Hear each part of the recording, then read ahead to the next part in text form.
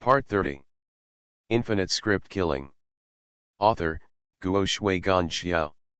Chapter 302. Seeing Su Tong rushing out of the shady fantasy, Qinzhe couldn't help being surprised. But when he saw Su Tong rushing straight towards him, the smile on his face suddenly became more ferocious. Seek death. Qian Han knew that Su Tong's magic flame was powerful, but he was not afraid at all. Even if he is a half-step master, he is still a master. Just right, we didn't win or lose last time, don't blame me for bullying you now. After saying that, he clasped his hands together, and Buddha light suddenly appeared in his chest. He was not just as simple as borrowing the power of the 5 gods of evil to become half a master.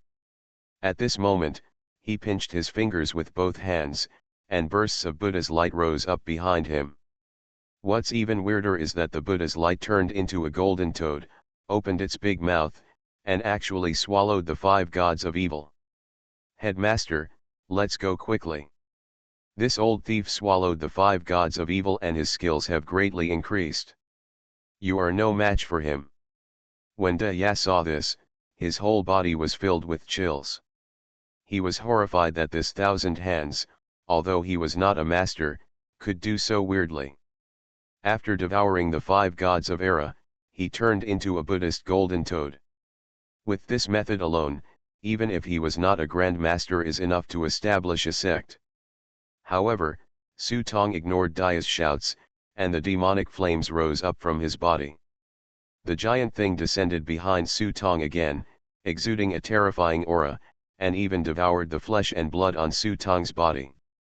There are humans and demons on one side, gods and Buddhas on the other. A ray of sunshine is rising in the darkness, and a ray of dawn is gradually cutting through the darkness.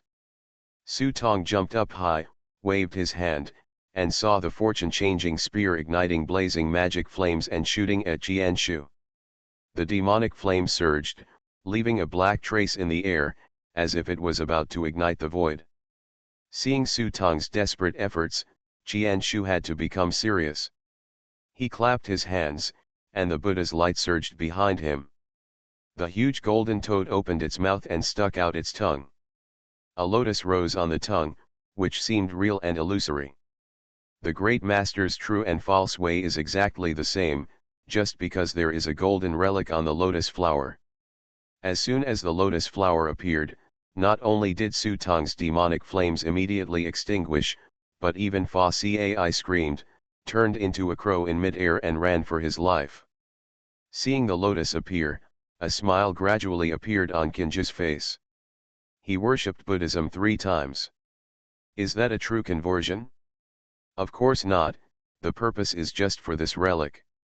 I have devoted all my life to today, using Yang Yang and others to create the Buddha head murder case, create the 5 gods of disaster, and then open the yin and yang Dao, and then swallow the 5 gods of disaster myself, and with the help of this relic, I can become a master. If it weren't for Shuigui disrupting his plan, at this moment, he should have dominated the world's strangers, using their efforts to transform many evil ghosts and earn immeasurable merit. It can be said that Qinzhe calculated every step with extreme precision, and he had even been secretly planning this plan for no less than 10 years. Now that I have finally achieved the right result, I am the only one in heaven and on earth.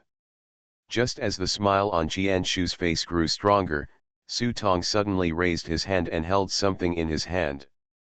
This thing is dark, and at first glance it looks like a mace, with 3 huge holes at the top, and the end looks like a crossbow trigger, a flintlock-like fuse, and a flint. This thing is nothing else, it is the 3-eyed fire gun that the master specially asked a skilled craftsman to make. Jianzhu frowned. He was not afraid even if he took out a pistol now, let alone such an antique from many years ago. He even thought it was funny, thinking that Zhao Kuangsheng was too poor and had lost his mind. Just when he was laughing wildly in his heart, he heard a boom, and Su Tong was directly knocked away by the huge recoil. Su Tong tilted his body and fell down like a green onion. Fortunately, at the critical moment, the butler White Mouse as the mascot finally came into play. He jumped down and turned into a dark wind to catch Su Tong firmly. But even so, he was still choked. His ears were full of ringing sounds. He felt as if his head had been hit by two 80-point hammers. His eyes were dizzy. When he looked at his hands, there were two big holes in the tiger's mouth. It felt like both hands are not the same as my own. Well, when the master gave this thing to himself, he thought it was some kind of treasure, but he almost shocked himself to death first. Before he could recover, the white mouse behind him suddenly screamed and scurried back to the entrance of the hall. Even the big girl covered her nose and got into the entrance of the hall, refusing to come out. Su Tong didn't know what happened, but when he raised his nose, his face turned blue and he almost vomited. But before he opened his mouth to spit it out, he heard a heart-rending scream. The scream was mixed with the sound of vomiting, making it miserable and embarrassing. Su Tong looked up and almost laughed to the sky. I saw Qin Zhao's body covered with sticky mud, and he was lying on the ground with his mouth covered. His already ugly face was now even more twisted into a ball. I vomited until my nostrils were bubbling, and I even vomited so badly that liquid oozed from the corners of my eyes. It turned out that the master handed Su Tong a package before he left, which contained a three-eyed fire gun, but the master did not say whether this thing was useful or not. Unexpectedly, it was actually filled with golden juice. If the cannon was fired, it wouldn't be enough to bloom. No wonder the master himself didn't come. What this cultivator is most afraid of is filth. What are filth, such as antis and foot washing water, but the most poisonous thing is definitely gold juice. Golden juice is not excrement. For example, a certain expert stepped on a piece of excrement while walking and cursed a few words and it was over. But golden juice is not possible, because this thing is not as simple as feces. The so-called golden juice is a mixture of feces and water from hundreds of families, which has been fermented for a long time. Anti has all the foot washing water in it. After a little cooking, the filthy smell is the most terrifying. If a cultivator gets it, it is no different from jumping into a frying pan. It may damage your practice for a few years, or it may completely ruin your practice for 100 years. This is also the reason why, after Chang Miao later cultivated to become the true lord of Five Dung, the masters of the three religions did not dare to fight with this guy. Speaking of which, the master is also a loser. I don't know how the master stuffed this thing in. At this moment, it all sprayed out. The originally majestic golden toad, oh ho, is gone. That golden relic, oh ho, it's finished. This was just the threshold for becoming a true master with the help of the power of relics, and now it has disappeared. Seeing Qianshu prostrate on the ground and almost out of breath, Su Tong was worried that the old guy might not be able to breathe and vomited himself. You, vomit, vomit. Qianshu was filled with hatred, wishing to peel off Su Tong's cramps. It was so hateful that at this moment, he couldn't use any strength at all. His mouth was full of the smell of excrement, and there was something indescribable hanging from the corner of his mouth. But knowing that just now, Qinzhou really ate a lot. Thousand Hands was finally knocked back to his original form, and the black curtain that covered the sky suddenly disappeared without a trace. Su Tong looked back and saw that black bone wings were growing on the back of the foreign zombie, and his body had also expanded in a circle. Even the priest's robe was torn. Looking next to Gaozhou, there are still two zombies left, and the other zombies have been torn into pieces. However, once the Thousand Hands skill was broken, the foreign zombie was also fixed there. Gaozhou saw the opportunity, rushed up and slapped the foreign zombie on the back of the head, and 3 slender silver needles flew out. Ha ha ha, you've made a profit with this wave of blood. Gaozhou lost a lot of zombies this time, but gained a foreign zombie, which was almost turned into gold. This time it was a real profit. He quickly inserted his own silver needle into the back of the foreign zombie's head and hooked it with his finger. The zombie immediately stood there motionless. Gao Zhou, who had gained a lot, noticed the movement here, but when he came over and saw Qianshu's face turn the color of pig liver, and he was lying on the ground in a miserable state, Gao Zhou couldn't help pinching his nose. How did the old guy become like this? Su Tong did not want to explain what had just happened again, so he stood up with the help of Gao Zhou, looked at Qianshu who was almost out of breath and said, "You also said that on the road to hell, I will be with those seniors. In that case, I will give you a ride." The thousand-hand man was also free and easy. He knew that the situation was over and did not make any struggle. He just raised his head and looked at the sky. When he saw the bright light in the distance once again shrouding the direction of the Qing Palace, he looked up to the sky and roared with reluctance, "I don't accept it." Boom! A gunshot in the forest covered his roar, echoing in the empty mountains and fields.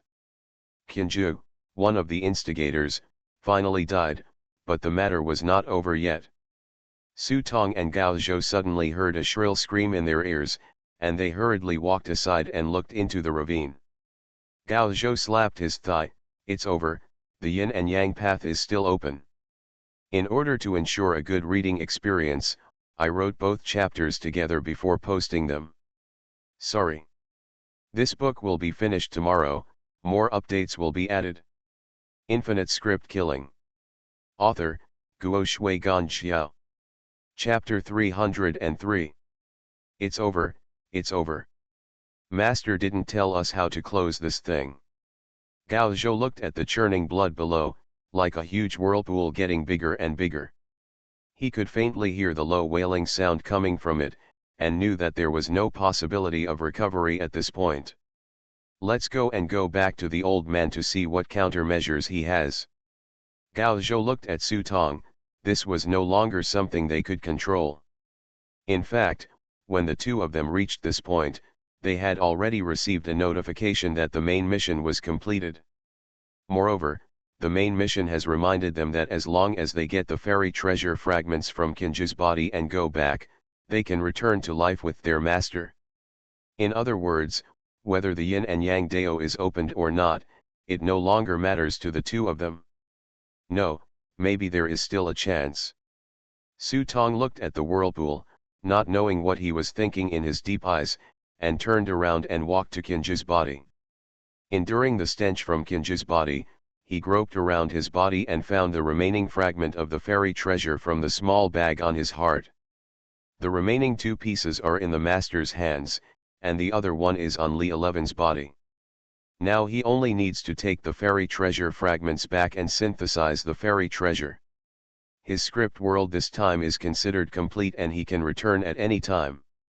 As for what happens next, whether it's the thousands of ghosts coming out of the yin and yang Dao or the ending that master will face next, in fact, strictly speaking, it has nothing to do with him.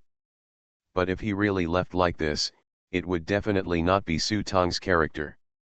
He wasn't planning on leaving, at least not yet. Seeing that he was silent, Gao Zhou's heart suddenly pounded. What did this lunatic want to do? Don't mess around. This is just a script world, which is not the same as reality. The script world is just a projection of reality. Even if you risk your life to change the ending of this world, you can't affect reality. Gao Zhou held his arm, fearing that this guy would mess up.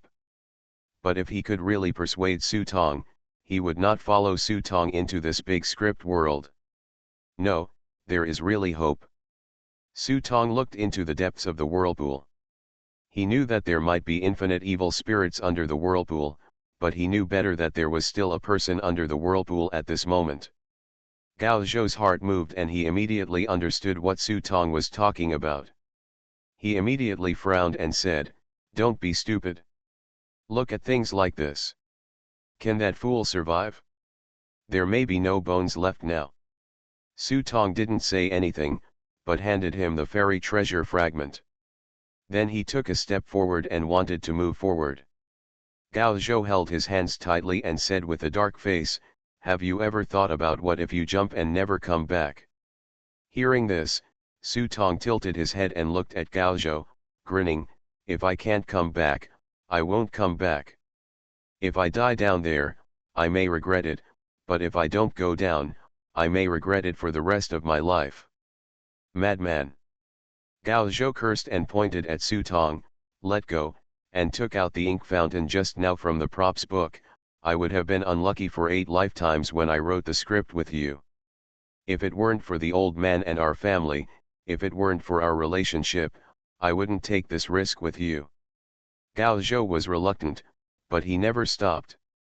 He took out a red thread from the ink fountain and tied it around Su Tong's waist. He took out 3 copper coins in his other hand, but he didn't see what he was using. Technique: just touch the copper coin on the red line, and it will magically stick to the red line. Remember, if these 3 coins start to break, no matter what's underneath, you have to come back quickly. When the 3rd coin is destroyed, I won't be able to pull you up. Facing Gao Zhou's serious face, Su Tong could only put away the cynical attitude on his face and nodded heavily towards him. I promise, although I never mean what I say. After saying that, Su Tong jumped suddenly, and his figure disappeared into the red vortex in front of him. Puff. As soon as he entered the whirlpool, the world in front of him was filled with blood red. It was impossible to see what was in front of him. It was strange to say that the blood looked like river water, but in fact it was just a thick layer of blood mist. Although I couldn't see clearly, I had already been here twice, and walking deeper in the direction in my memory didn't have much impact. Hate it? A cold scream echoed in the blood, and the sound got louder as he went down, making his eardrums hurt. At this time, Su Tong suddenly felt his arm sinking, as if something had grabbed his arm. Looking down, he saw that it was a skinny bloody hand, holding Su Tong with his palm. A blurry face gradually became clear in the blood mist. When he saw this face, Su Tong frowned. This person was he didn't recognize anyone, but the face looked familiar. If you think about it carefully, isn't this one of the 5 old men whose heads were beheaded by Thousand Hands? Thousand Hands lied to me. The old man opened his mouth and roared at Su Tong. It turned out that Senju had explained to them that opening the Onmyato would require their blood, but he never said that even their souls would be sacrificed together. When they realized it at this moment, they were already in a desperate situation. Get away! Su Tong broke free of the bloody hands, but he didn't know that there were more and more bloody hands around, and those who chose to be sacrifices were actually entangled at this moment. We are finished, and you have to come and accompany us. Zhao Guangmo, pay for my disciple's life. Kill him and let him never be reincarnated with us. Someone recognized Su Tong and shouted that they would tear him into pieces. More and more blood figures came over, and Su Tong's face turned cold when he saw this. He felt sympathy for these old guys, but he also hated them.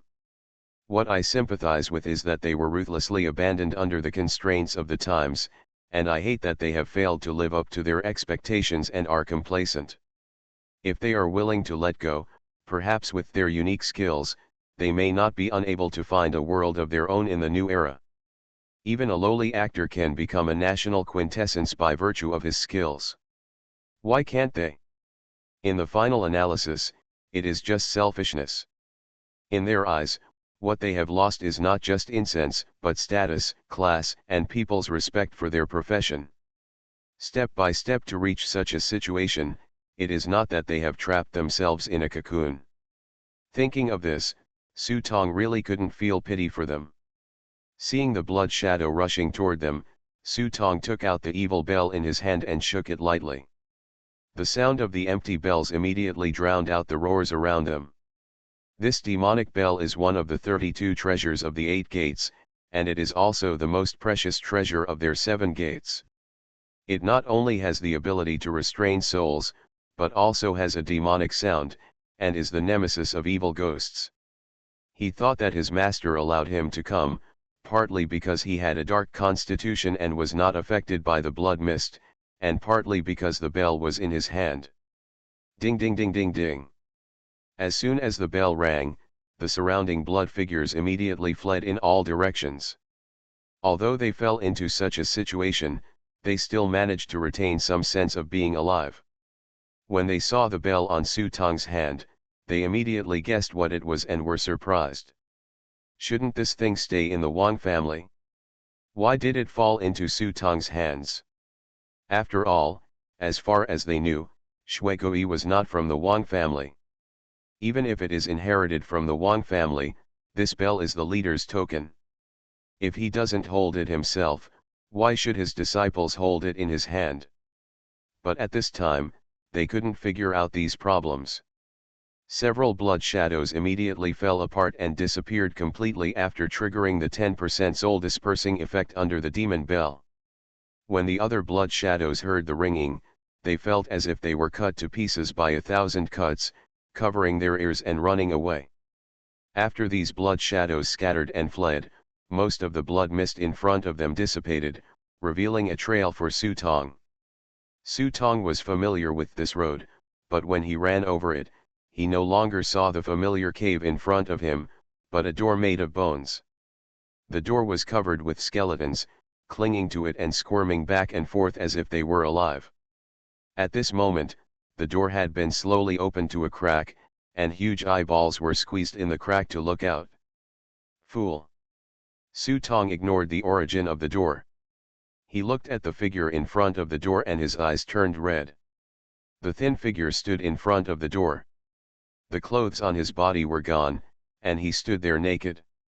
His thin body was covered with scars, some were scabbed, and some were dripping with blood. He is just a fool who uses the sky as his quilt and the earth as his bed. He is helpless, holding a knife and confronting thousands of evil spirits of yin and yang. Not to mention Su Tong, even a person would feel distressed watching this. Fool! Su Tong stepped forward gently, opened his mouth and called the fool softly.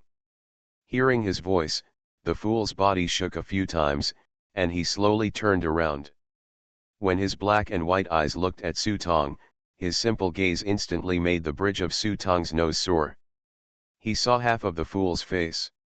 2 large gashes deep enough to show the bones had been torn open. Hey hey! The fool grinned and opened his mouth, hungry. Su Tong was startled. Yes, there are all kinds of delicious food. With that said, he quickly called out the prop book, took out all the edible things, tore open the packaging bag and wanted to hand it to the fool. However, the strange thing is that when these foods come into contact with the air, they quickly deteriorate and become moldy at a speed visible to the naked eye. Even the fruits rot quickly. This. Looking at Shakima, whose hands were already full of mildew spots, Su Tong's eyes tightened. He threw it away and picked up another bag of food without giving up, but the result was still the same. Why, how could this happen? Su Tong opened a bag of compressed biscuits, but even the compressed biscuits without any moisture could not last for a few seconds before they would deteriorate and grow hairy. Headmaster Da Ya and the 3 stood at the entrance of the hall and watched carefully. Fa Cai, who was usually taciturn, rarely spoke, but what he brought to Su Tong was news that made his heart sink to the bottom of his heart. The yin and yang Dao is a dirty place. These foods are simply inedible here. To get rich is to come out of the yin and yang path. He looked at the huge eyeballs behind the gate in front of him with fear. He believed that there were countless terrifying monsters piled up behind the gate at this moment. They never came out. Maybe it was because of this thing in front of him. Naked boy. But how long can this boy hold on? Whether it was Wang Ke or Dia, even a white mouse could tell that he was already on the verge of collapse and couldn't hold on for long. Is there no other way? Su Tong's eyes were so anxious that he had never been in such a bad mood. He immediately raised his head, looked at the fool, slowly stretched out his hand, and said softly, "Let's go home, I will take you to eat something delicious." However, the fool still just shook his head and refused. He glanced at the spoiled food on the ground, squirmed his mouth a few times, then turned around and focused his eyes again on the door in front of him. Fool! Su Tong rushed forward and stretched out his hand to pull him. This time the fool did not call out the body-protecting Yin Shen and allowed Su Tong to hold his arm, but Su Tong found that he could not pull him away. I thought about gritting my teeth and knocking him unconscious and taking him away. But when he saw the fool looking at him, Su Tong found that he couldn't do it. He knows that this is the fate of the fool. Perhaps from the day he was born, the outcome of this day has been destined, just like the destiny carried by the master. The only difference is that the master has a choice, but he doesn't. Looking at the fool's eyes, Su Tong let go of his hand unconsciously. You really don't want to leave? The fool shook his head and looked at the door in front of him. Damn it, I'll stay with you if you don't leave. At worst, our two brothers' lives will be risked. Su Tong gritted his teeth and simply stood beside the fool, not planning to leave.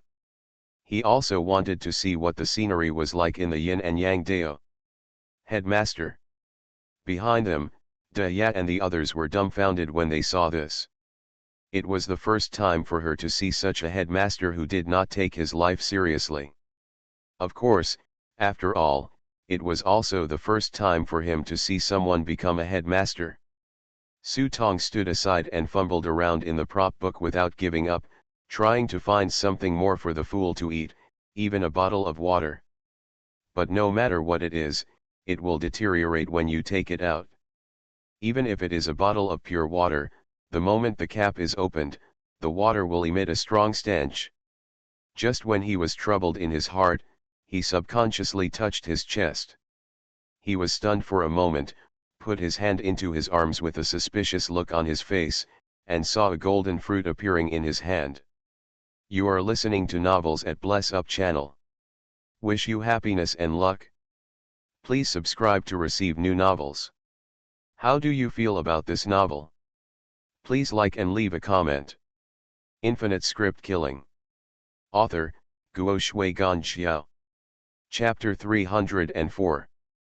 Hey, when did you bring this thing down? Looking at the fruit, Su Tong murmured in his heart. He thought he couldn't bring it down, but he didn't expect it to be brought down. But he didn't think much about it. After all, it was a fruit from heaven, and it would definitely be better than ginseng and radish. But no matter what it is, even Su Tong, the golden elixir in Lejun's Bagua furnace, is willing to give it up. He put a handful of fruit into the fool's hand and said, "Eat quickly, it's a good thing." The fool didn't recognize this thing, but he was really hungry, so he held the fruit in one hand and started to eat it. Needless to say, the taste of the fruit was good. Su Tong had eaten it before. It was sour and sweet. After a few mouthfuls of the fruit, the idiot chewed it clean, including the skin. In the end, he spit out a core. The core was not ordinary. The shape is like a pill, the quality is like jade, and the whole body has fire patterns. The fool handed the core to Su Tong, who took it and threw it into the prop book. Huangdan, fruit core. It is said that on an unknown fairy mountain, someone accidentally saw a tree. The tree is as tall as a mountain. It can talk and walk. It bears fruits. It takes 30 years to bloom and 60 years to bear fruit. It takes 100 years to ripen. Unknown people don't know how ripe it is. The fruits are eaten. It will die, its color is bright yellow, and its taste is like apricots and plums. With the help of magical medicine, the magical elixir can be refined. There was no entry for this thing, only an introduction to its origins, and no mention of the effect of eating it. Su Tong had no intention of studying it further at this time, and temporarily threw it into the prop book to gather dust. After the fool finished eating the fruit, he suddenly became energetic. Even though the fruit was small, the fool actually burped after eating it and patted his belly with satisfaction. Seeing this, Su Tong quickly took out a Lingru blood revitalizing pill and gave it to the fool to eat. After filling his stomach with the fruit, he also ate the Lingru blood revitalizing pill and the wounds on the idiot's body began to heal. Except for the fact that he was naked and skinny, and looked a little weak, he was no different from usual.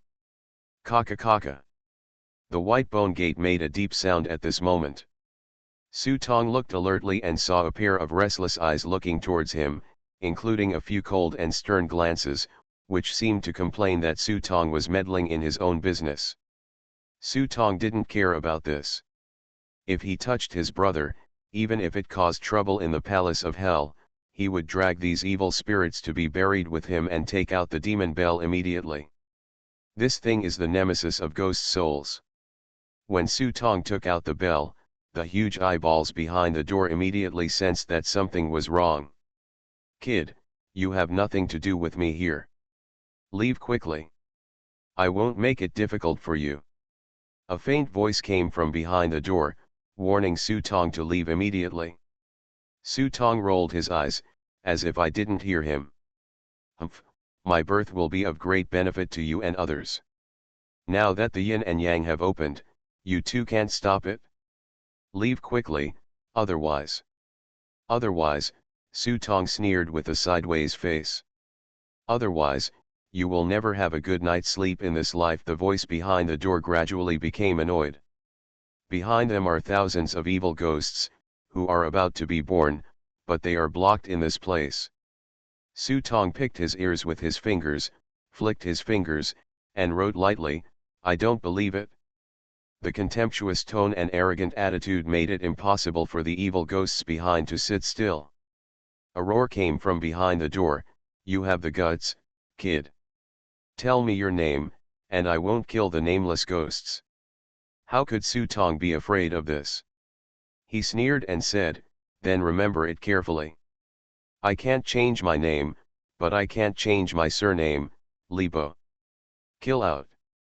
As soon as the voice fell behind the door, a black shadow rushed out from behind the crack in the door.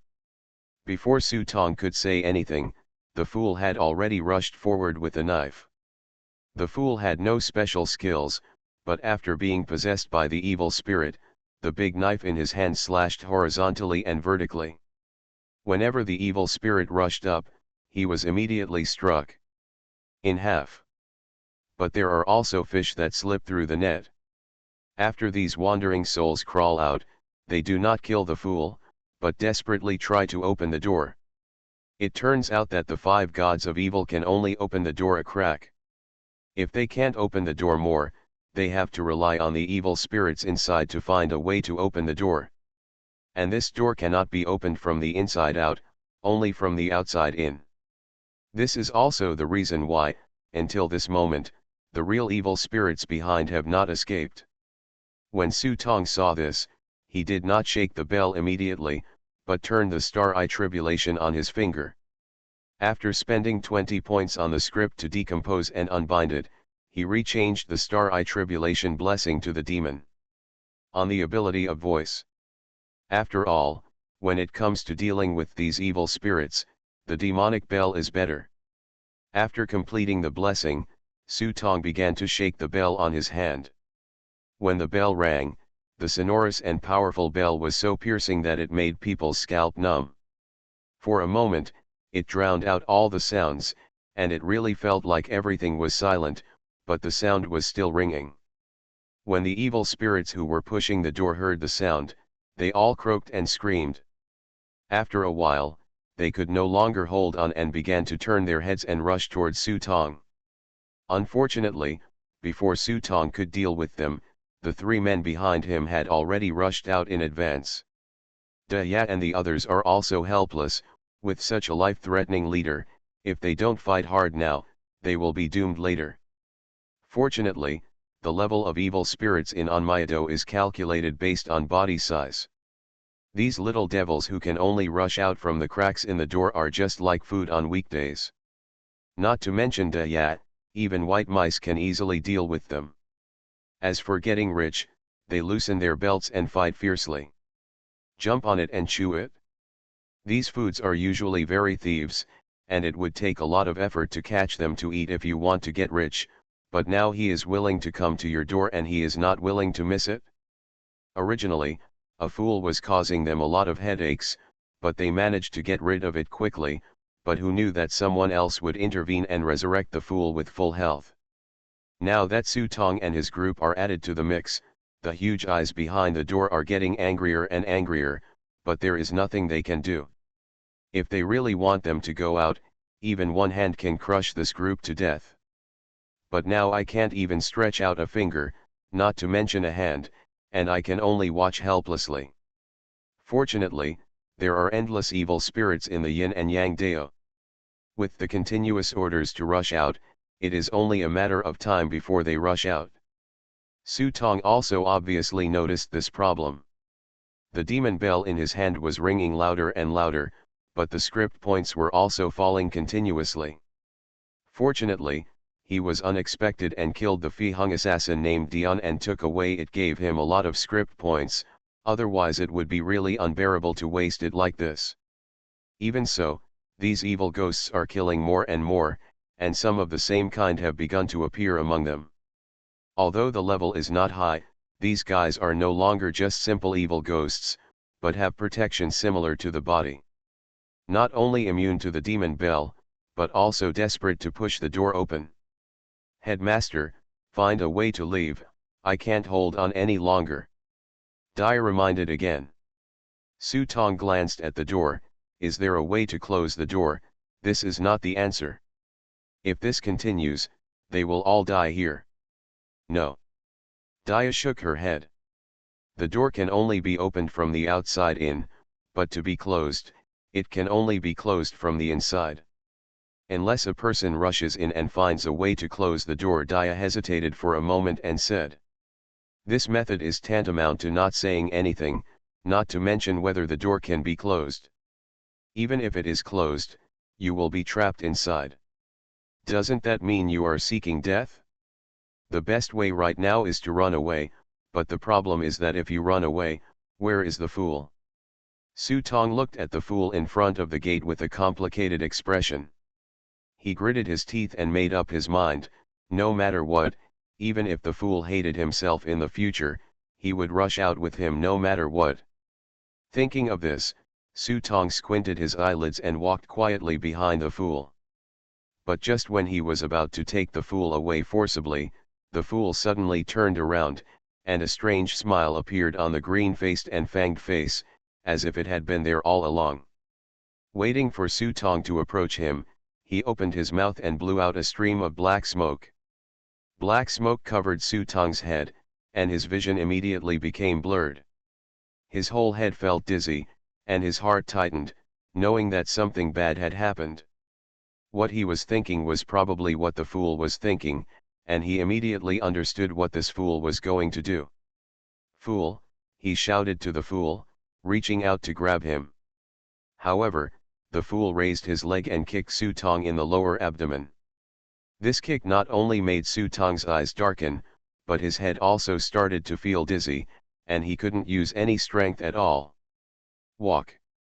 Seeing that the headmaster was attacked, Dia didn't care so much anymore, and asked Fasai and Jixiang to pull Su Tong and run out. Dia followed behind. She seemed to have thought of something and looked back.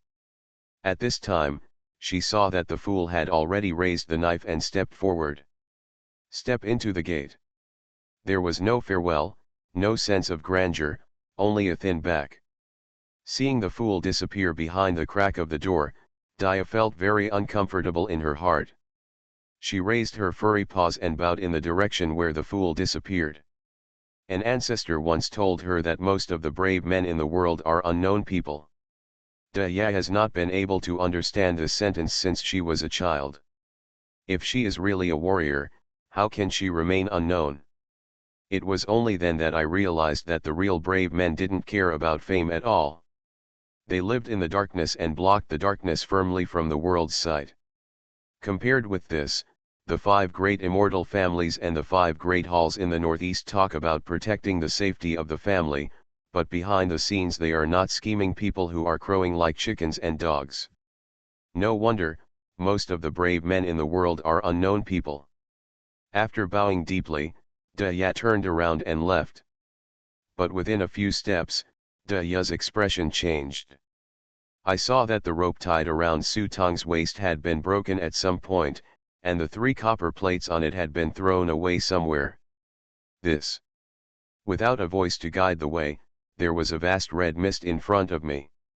I couldn't tell the difference between east, west, north, and south, so how could I run out? What worried Daya even more was the sneaky shadows in the red mist, which seemed to have noticed that Su Tong was injured and were slowly moving towards them. Taking a step forward is death, taking a step back is also death. Daya felt cold in her heart and thought to herself, is it possible that we are all going to die here today? While Daya was hesitating in her heart, suddenly her furry ears moved slightly, and her green eyes looked suspiciously at the mountain wall beside her. She vaguely seemed to hear a human voice, just when she was about to listen carefully to see where the source of the sound came from. There was a sound of bang. I saw a big hole suddenly exploded in the mountain wall. After the explosion, the air was still filled with the pungent smell of gunpowder. Damn it, I told you, don't blow it up, don't blow it up, are you pig-brained?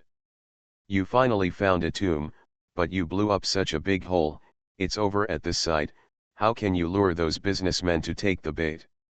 A burst of yelling and cursing came, and Zhang San was seen waving his hands, and his head popped out of the hole with a grey face. When he looked closely, he was face to face with Daya. Zhang San was stunned, huh? What a big fox! Infinite script killing. Author, Guo Shui Gan Xiao. Chapter 305. It should be said that this Zhang San is also a strange person. He doesn't have any great skills, but he is good at making money, but the money he earns is not clean money. He is able to cheat, but he is just such a person, and he also likes to study the law when he has nothing to do. How to research? Every day at noon, turn on the radio on time and listen to the French popularization column. It's okay to hold a copy of criminal law and study it by myself. Zhang San is not good at studying, but the more he reads this book, the more he likes it. Why, all the ways to make money are written in it. No, Zhang San thought of this method after the incident where Su Tong sold his treasure last time. Find a tomb from a similar dynasty and take people to explore for treasures inside. The antiques inside can be dug out and bought now. The so-called treasures inside are fresher than freshly baked sesame cakes. When the treasure buyer realized what he was doing, he put out his own sign, Bamang Experience Travel Company. What you bought was a souvenir, and they sold travel services. As for tomb robbing? I don't know what treasure hunting is, we won't do anything illegal. Look how loud this calculation is. Just do it. Anyway, there are the most graves under Bamang Mountain. If you look for them, you will definitely find them. Who would have thought that they were lucky enough to find a tomb that met the standards not long after? A few people went in and took a look. They found that the tomb happened to be from the Tang dynasty and had been stolen by some seniors. However, they didn't care. After all, they were not really here to rob the tomb. Just when they were about to leave, Zhang San suddenly discovered that there was a hole under the tomb, which seemed to have collapsed naturally. But Zhang San felt something was wrong at first glance. There seemed to be a tomb in this cave. Hey, since it was a tomb within a tomb, they had no choice but to go in and take a look. What if there was something real inside? As a result, when they went down there, they found it was broken. It was very deep and crisscrossed. As they walked, people got lost. In desperation, they thought of using explosives to blow a hole. Zhang San is very opposed to this proposal. If the hole is blown up, they will all be buried here. Although they were born in Suzhou and Hangzhou and buried in Bamang, none of them thought about meeting the king of hell so early. But the human heart is a very deep thing, and Zhang San obviously can't grasp it. When it really comes to a matter of life and death, who cares whether you are Zhang San or Li Si? The following people have long been dissatisfied with Zhang San. Zhang San's tone was a little harsh, and he was pushed to the ground and beaten by several people. I could only watch them explode. Fortunately, God blessed me, Their explosion did not collapse the hole, but it happened to open a big hole in front of Daya. Hey, there are twists and turns, things in the world seem to have nothing to do with each other, but sometimes they are really inextricably linked, and no one can predict that there will be such a coincidence in the world. Daya was also dumbfounded. A big fat man suddenly popped up in this place. Those who didn't know it thought it was the Earth God showing up. But she quickly came to her senses.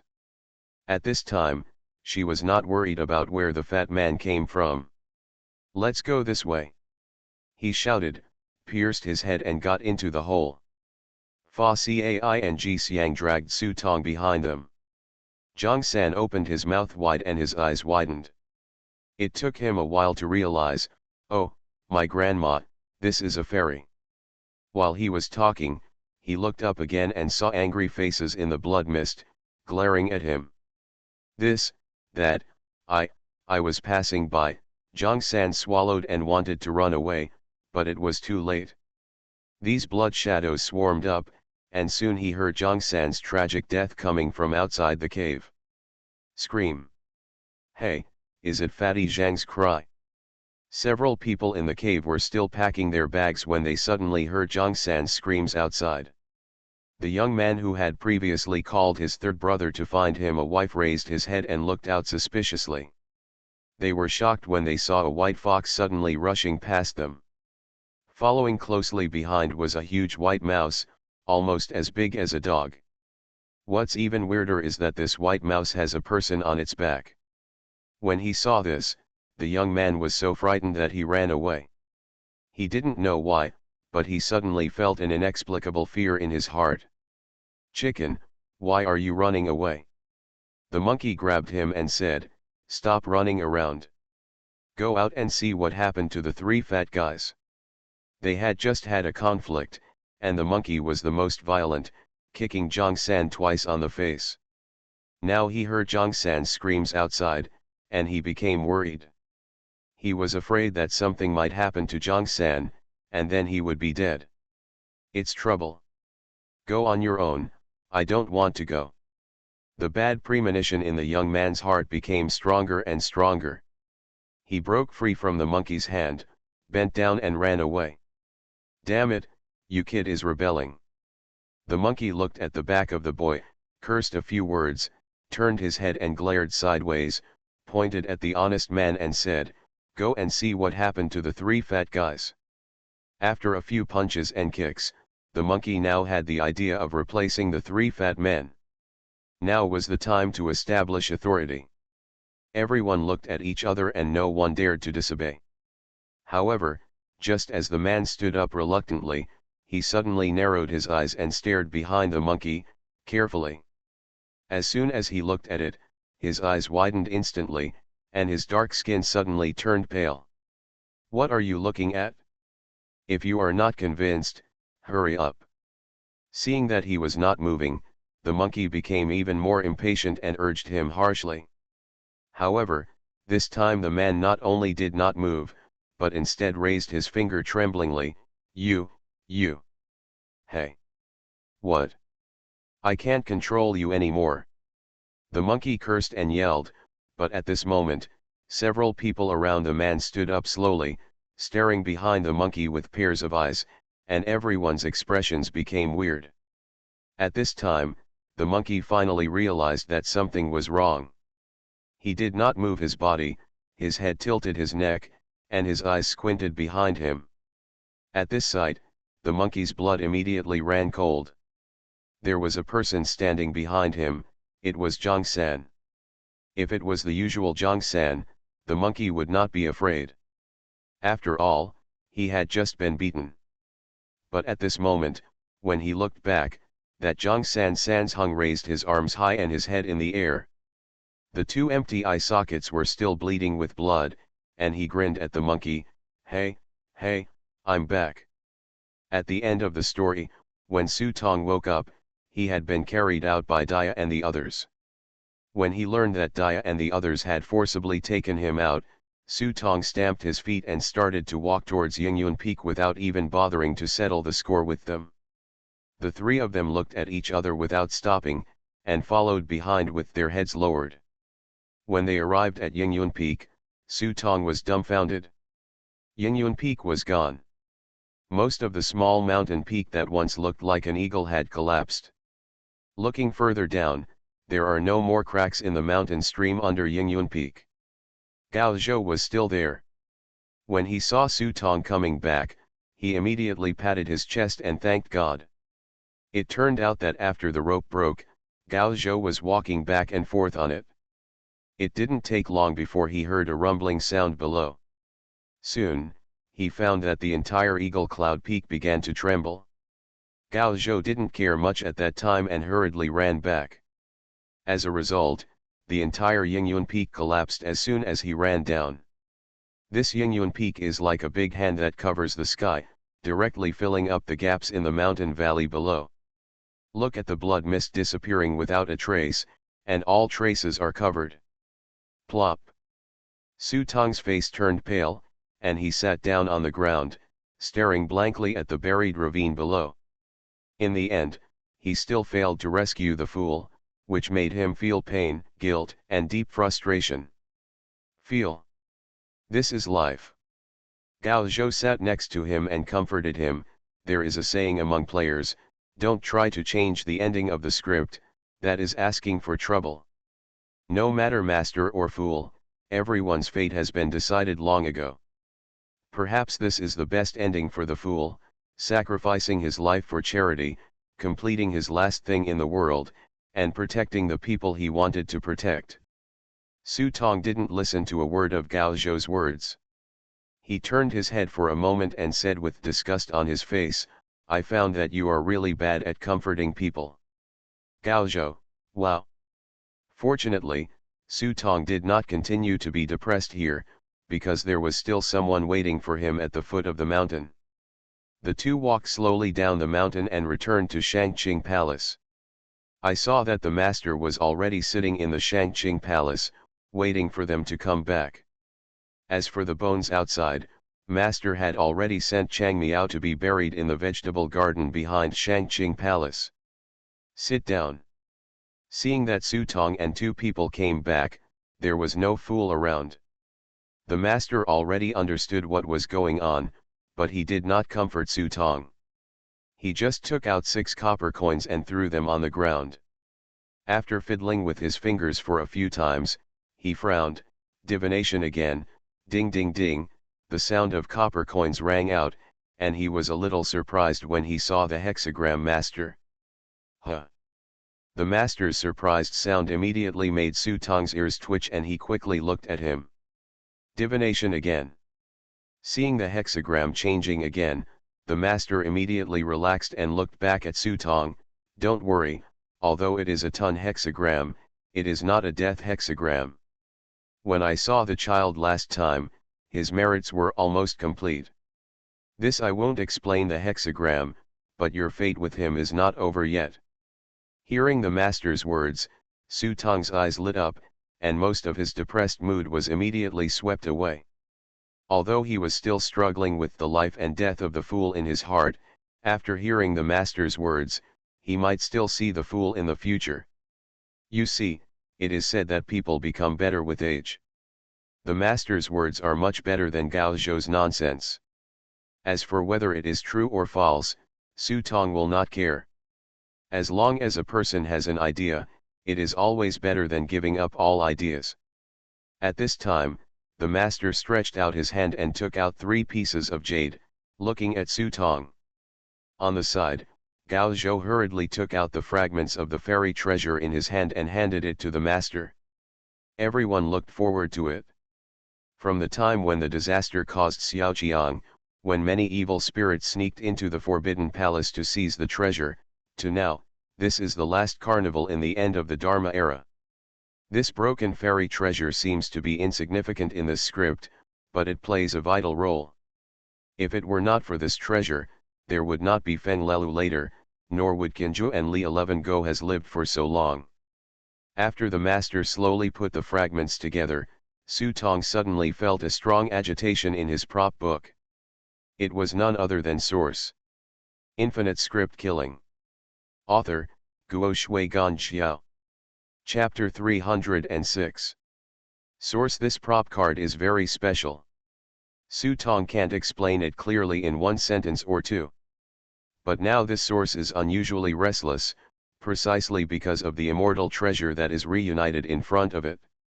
I saw that after the fairy treasure was remerged, it actually emitted a misty green light, shrouding the entire fairy treasure, giving people a misty and rainy feeling.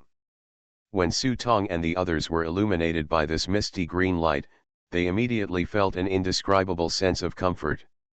Even my injuries suddenly felt much better. Good thing, it's a pity. If the emperor had known that there was such a rare treasure in the Forbidden Palace, maybe. The master held the immortal treasure and thought about it for a moment. He suddenly sighed.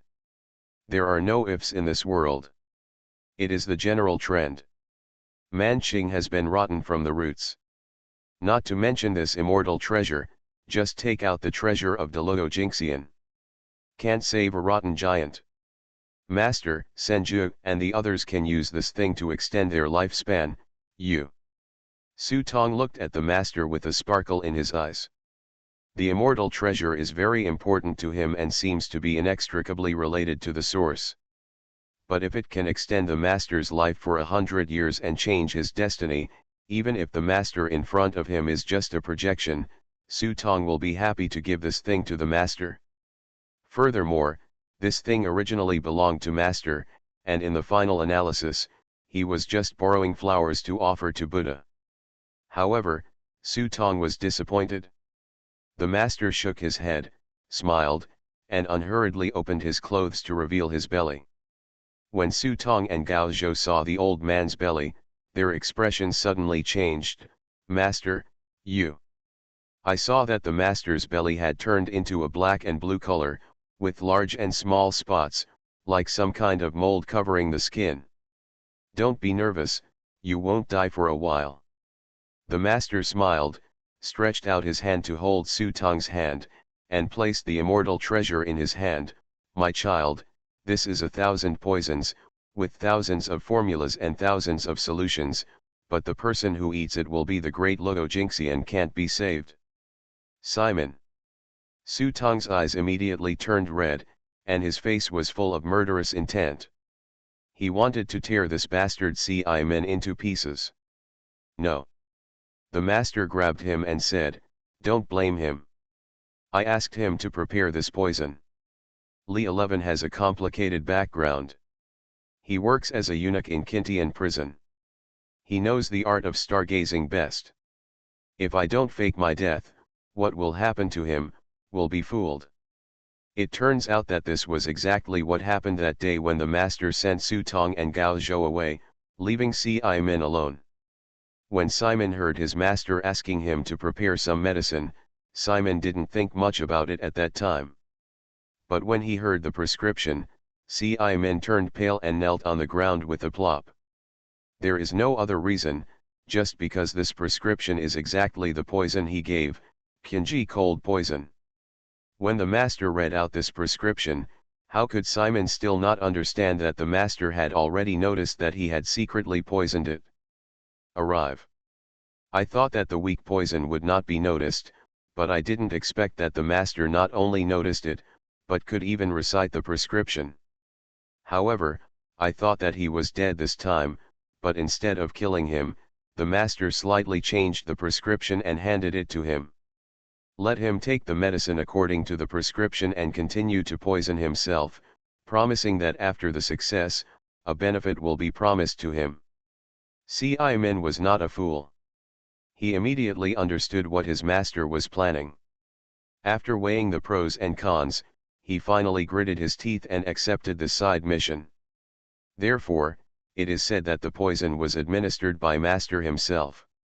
Of course, it is impossible to say that it has nothing to do with Ci-Men. Child, do you understand what I'm doing? Su Tong was stunned for a moment, lowered his head and thought for a moment. You blame me for being too soft-hearted? The master stretched out his hand and patted his head. It was possible before, but not anymore. You can be kind, but you must not be merciful. Otherwise, my life will be in vain. The master's voice was very slow, but it was no less than thunder in Su Tong's ears. He knew that the master was risking his own life to teach him a lesson. His nose suddenly became sore, and he looked at the old man in front of him with complicated eyes. He opened his mouth and didn't know what to say. He was so guilty that he didn't even dare to look at the master's face. I didn't teach you anything, I can only give you a lesson, but don't feel guilty. If I don't take this poison, fate will kill me. The master was worried that he was too guilty, so he comforted him. The so-called destiny is indescribable and unspeakable. Once you truly reach that level, you can feel the responsibility and destiny that falls on your shoulders. Just like the Taoist sages of the past generations, after experiencing calamities, they became immortals and ascended. However, the place where Master wants to go is not in the sky, but on the ground. Poison, accident, any method is acceptable, except suicide. This is the annoying part, so strictly speaking, Min helped him. Ken.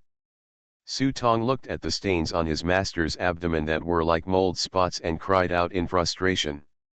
The master saw his thoughts and sighed, I fulfilled my destiny this time, but my hands are stained with blood. This should be regarded as punishment.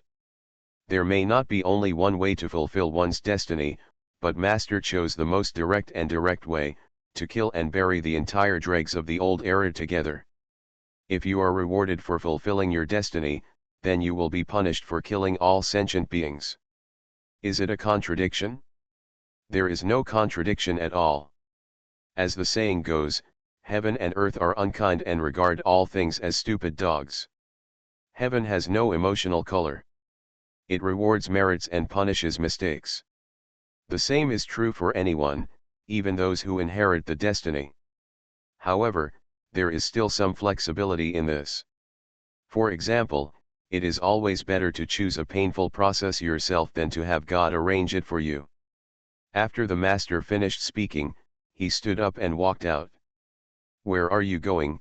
Su Tong hurriedly tried to follow him, but the master flicked his sleeves and a strong wind pushed him away. Go take a look, go for a walk, and never come back. Just take care of yourself. Master. Su Tong knelt on the ground, crying like an abandoned child, and called his grandfather with choked sobs. He knew that this time of separation, he would never see him again, so he could only kowtow to the old man, Master. Disciple Su Tong. Here you go. You kowtow. Hearing his heart-wrenching cry, the master's nose felt sore, he took a deep breath, gritted his teeth and walked away from Shangqing Palace. Gao Zhou stood aside, with tears in his eyes, and followed Su Tong and knelt down to say goodbye to the old man. The two of them knelt for a long time, until Chang Miao came out of the vegetable garden at the back, saw the two of them kneeling, and quickly came to help them, and then the two of them stood up. Why are you kneeling on the ground in this cold weather? After Chang Miao helped the two of them get up, she turned around and walked into the house, saying that she wanted to find some cleaner clothes for Su Tong to wash again. After all, except for the dark black brocade robe, the clothes inside him were already very damaged. Presentable. At the same time, both of them also received the news that the main mission was completed. The fairy treasure has been obtained, and the two of them have completed their mission in the world of this big script, and can return to reality at any time. Hey, go back, I'm tired. Gao Zhou was in a bad mood, and he didn't even want to study the fairy treasure in Su Tong's hand. After all, even if he knew the outcome early, when he finally faced it, he still felt like he was hit hard in his heart. He just wants to leave this world right now, return to reality immediately, turn on the TV, and watch CCTV news. Su Tong nodded, you should go back first, I still have some things to finish. Gao Zhou glanced at Su Tong and frowned for a moment, but seeing Su Tong's calm expression, he couldn't say anything and could only choose to return first. when Gao Zhou turned into a ray of light and gradually disappeared in front of Su Tong. As soon as Gao Zhou left, Chang Miao brought Su Tong a Chinese tunic jacket that he picked up from nowhere. Su Tong was not polite and put the clothes on. Needless to say, although the clothes are a bit old, they fit me perfectly and I don't feel uncomfortable at all. He took out a thick wad of banknotes from his pocket. Eh? Why do you still have money for these clothes? Su Tong said, pretending to be surprised. Money. Chang Miao looked at the thick stack of 10 yuan bills and fell into self-doubt. Where did the money come from after washing these clothes 3 times? However, Su Tong didn't care about this and directly stuffed the money into Chang Miao's hand. Next time when you wash clothes, remember to clear your pockets before leaving. When you come next time, I hope you will repair the Shangqing Palace as soon as possible. After Su Tong said that, he ignored Chang Miao, who looked confused, got up and walked out. This. Chang Miao felt strange in her heart. When she looked back, she saw that the courtyard in front of her was quite lively a few days ago. Now that it was deserted again, she actually felt a particularly strong sense of loneliness in her heart. This sudden burst of loneliness made him very uncomfortable. He couldn't help but sigh, and he actually wanted to recite a poem. The stormy gathering has finally come to an end. Bing and Peng, Bing and Peng. It's a pity that Chang Miao couldn't read out the next sentence because of the little ink in her stomach. She shook her head and said angrily, "Forget it, go to hell." After that, he closed the door of Shangqing Palace and went back to his room to continue meditating on the scriptures he had recently figured out. You are listening to Novels at Bless Up channel. Wish you happiness and luck. Please subscribe to receive new novels. How do you feel about this novel? Please like and leave a comment. Infinite Script Killing. Author, Guo Shui Gan Xiao. Chapter 307. Here comes the noodles. The owner of the noodle shop personally brought the noodles to Su Tong. The bowl was twice as big as an ordinary bowl, and one bowl could hold up to 4 bowls of ordinary people. This was a big bowl specially prepared for Su Tong. Not only did the bowl get bigger, the boss also gave Su Tong a bottle of good wine and 2 plates of side dishes. Why is the boss so enthusiastic? You can tell by looking at the signboard 13 bowls in a row.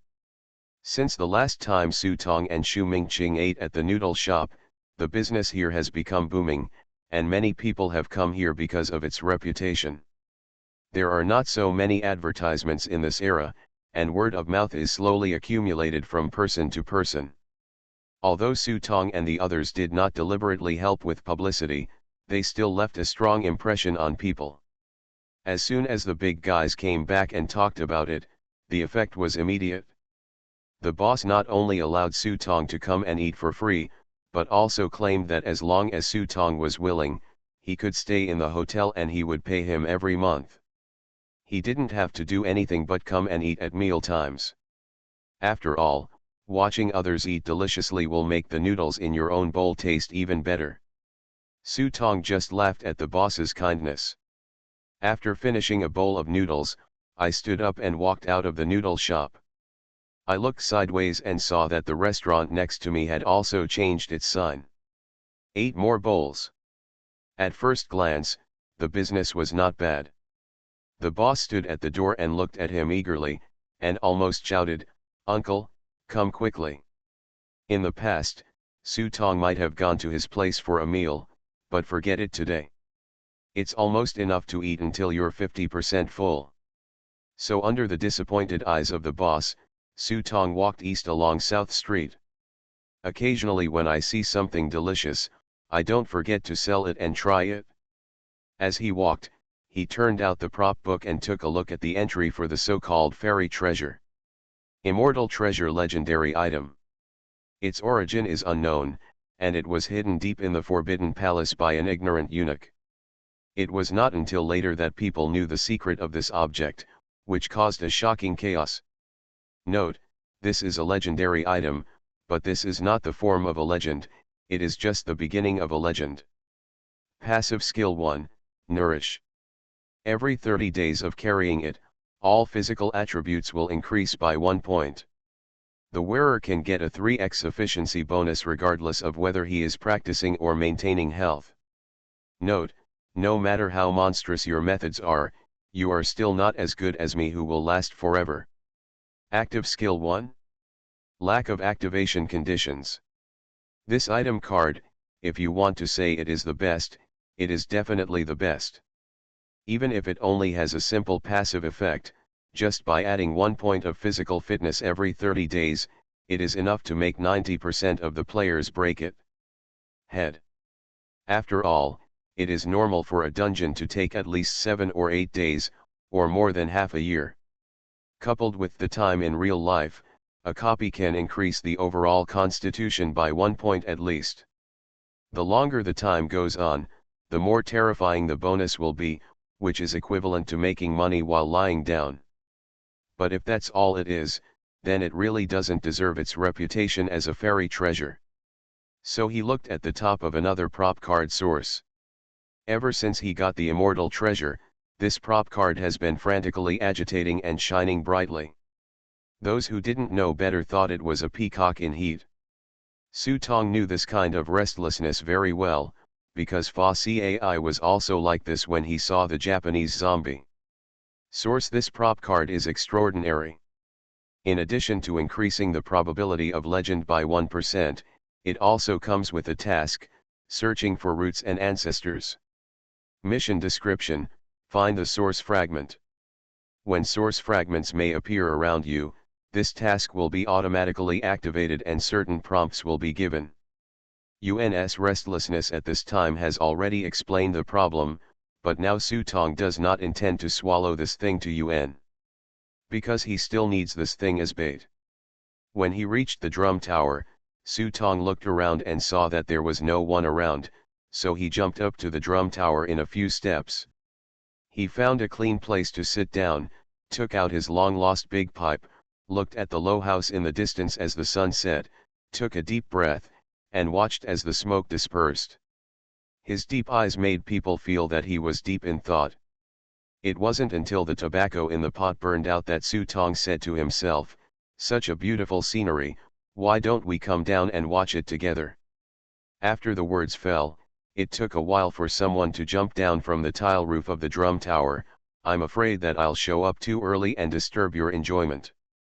The visitor was none other than the one coming this time, Jing Xiaocheng. He walked up to Su Tong and looked this guy up and down. Seeing that he was surprisingly quiet, his eyes couldn't help but reveal a bit of curiosity. "I originally thought that you would try your best to escape, or follow you closely." "That's right behind the master." Su Tong threw the hookah pipe in his hand into the prop book and spread his hands innocently. "If you don't let me go, it will be useless for me to escape to the horizon. As for my master, I want to follow him, but my master doesn't want to. I'm dead. What can I do?" In fact, although he and Gao Zhou received prompts to complete the task at the same time, his prompts were obviously different from Gao Zhou's. "You have completed the main mission, but due to interference from some force, you are temporarily unable to leave the world of this scenario. Warning: you are disturbed by some special power and cannot leave the scenario world. As compensation, you will receive privilege compensation. In this scenario world, the cooldown time of all your skills will be reset. Warning: you are bound by special powers and cannot leave the world of this script. As compensation, you will be given a privileged choice after your return." He didn't tell Gao Zhou that he couldn't return for the time being, because he could guess with his toes who was behind it. When it came to Jingshao City, Su Tong was confused at first. Although this guy came to the script space this time and it was clear that he came for the immortal treasure, he never did it himself from beginning to end. Even in front of the Shangqing Palace, he was unmoved by his mockery. Until the dust settled this time, this guy actually hadn't taken action yet. It wasn't until he was reminded from the script world that he finally understood. It turned out that this guy Jing Xiaocheng was always staring at him silently. In other words, he is like a vulture hovering above your head. No matter whether you hate him or want to kill him, he has never taken the initiative to attack you and just circles around your head. You can't eat or hit him, and finally you have to be vigilant about his every move. If there is the slightest sign of trouble, you will be shocked first. Only when you are exhausted and lying on the ground with no strength left will this thing come down and eat your flesh. When it comes to patience, Sima Yi calls it an expert. This time he didn't want to involve Gao Zhou again. Seeing that he was already very tired and wanted to leave, it was better to simply let him return first, while he stayed to take a good look at the certified players around who wanted to pick peaches. S method. Seeing Su Tong's free and easy answer, Jing Xiaocheng frowned for a moment and glanced around casually from the corner of his eye. After confirming that this was not a scam by Su Tong and Shui Gui, they gradually relaxed. Then are you going to make peace with me, or are you going to fight me to the death, or are you going to fight hard first and then surrender? Su Tong scratched his head and looked at Jing Xiaochen's level. If I have to choose, I will choose the fourth one. If I beat you, get out of here. It's up to you. This answer was not among the choices given by Jing Xiaocheng, and his eyes immediately turned evil. Su Tong said nothing, and the conversation between the two suddenly fell into a subtle silence. Until the last ray of light in the distant sunset dimmed and the sun fell from their faces, Jing Xiaocheng suddenly raised his hand and grabbed Su Tong's shoulder. Su Tong tilted his body, activated his close combat skills, and clasped his fingers as if to capture, grabbing Jing Xiaochen's wrist, trying to grasp his pulse. Too slow. Jing Xiaocheng smiled disdainfully, his voice very contemptuous. Then his body suddenly swayed, he dodged Su Tong's attack, kicked forward suddenly into the air, and then covered it down from top to bottom as if the top of a mountain were pressing down. The opportunity was fleeting, and Su Tong had no choice but to retreat decisively, raised his toes and kicked Jing Xiaocheng in the heart. Bang bang. Su Tong and Jing Xiaochen's fists touched each other, and they were going back and forth. Although neither of them took the initiative to use their abilities, they were just testing each other. However, anyone with a discerning eye can see that although Su Tong is constantly attacking, the rhythm has been completely controlled by Jing Xiaocheng. It's not that Jing Xiao City's methods are so powerful. On the contrary, Jing Xiao City was passively defending throughout the whole process. It was guarded tightly without any rush or impetuosity. No matter whether it had the upper hand or not, whether it had the chance to kill with one strike, there was no active attack at all. But strictly guard against it? It was such a simple strategy that was used to its fullest potential by Jing Xiaocheng, and it even felt like a cat-and-cat game. Seeing that he could not attack for a long time, Su Tong's eyes sank, and he suddenly started to activate the demonic power, swung up a handful of demonic flames, and hit Jing Xiaochen's arm hard. In a moment, the magic flame immediately ignited the entire arm. Huh!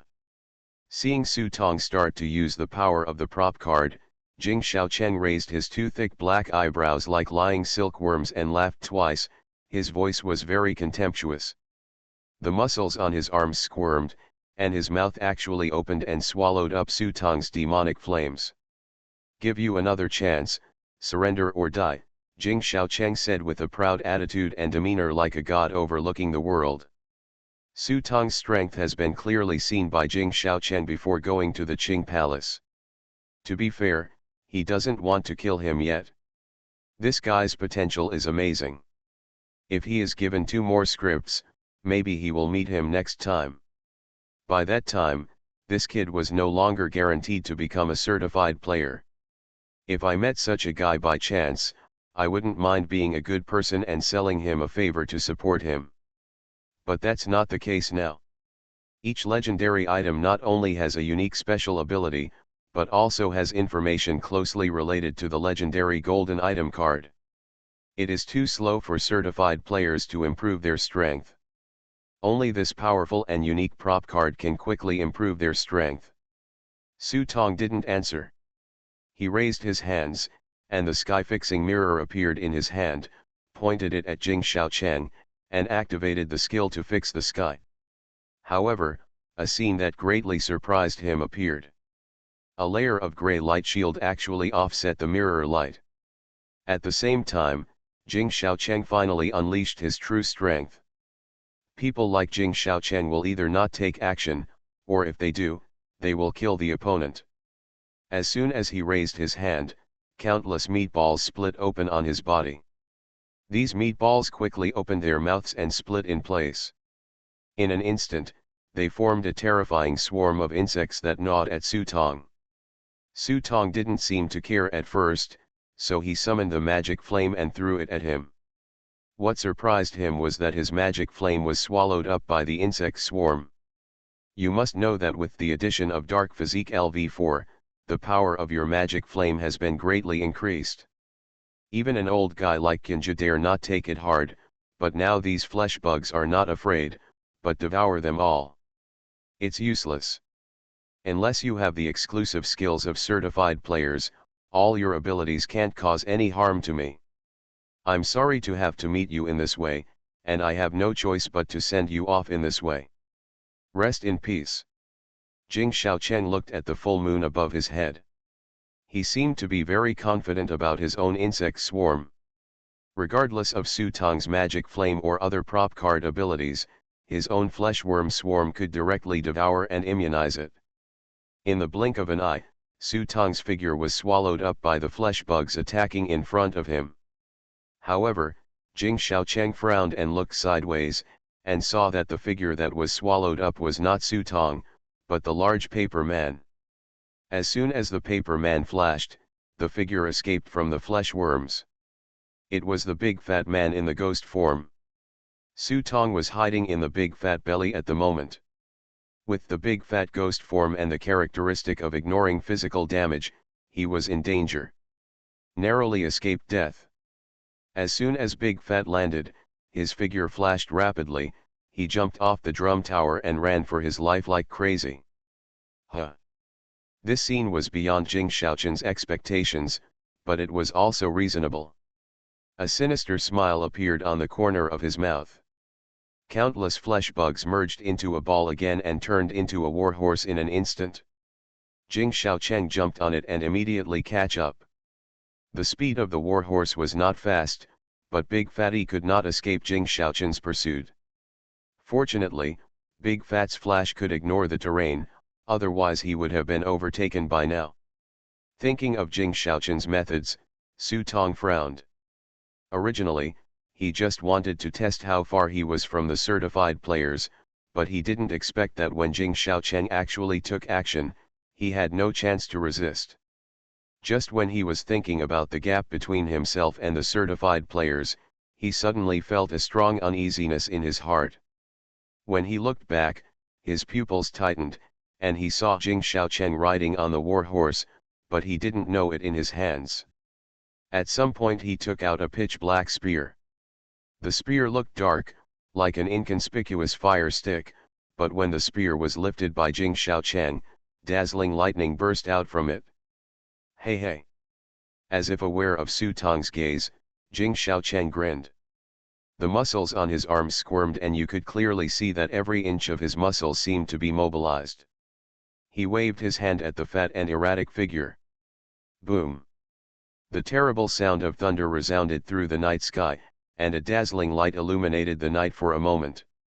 When Su Tong came back to his senses, the spear flashing with lightning had already struck in front of Big Fatty, and he could even see its silks of silver light danced on it, and the aura of death covered every pore of his. Note: sorry, I may have eaten the wrong thing today, which caused my blood sugar to spike. My head was so dizzy that I couldn't open my eyes. I will update this temporarily. I took medicine and went to sleep. Good night, everyone. Infinite Script Killing. Author, Guo Shui Gan Xiao. Chapter 308. Boom. There was a huge explosion, and a terrible heat wave rolled up out of thin air in the open space. A figure fell to the ground awkwardly in mid-air, rolled on the ground, and ran forward without looking back. Naturally, Big Fatty in the ghost state could not withstand such terrible damage. Su Tong decisively chose Big Fatty to self-destruct and at the same time ordered Big Fatty to activate the active skill compression cannon to blow himself out.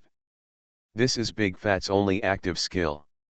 When he enters a violent state, he will spit out all the objects in his belly towards the target in front, with a maximum range of 200 meters.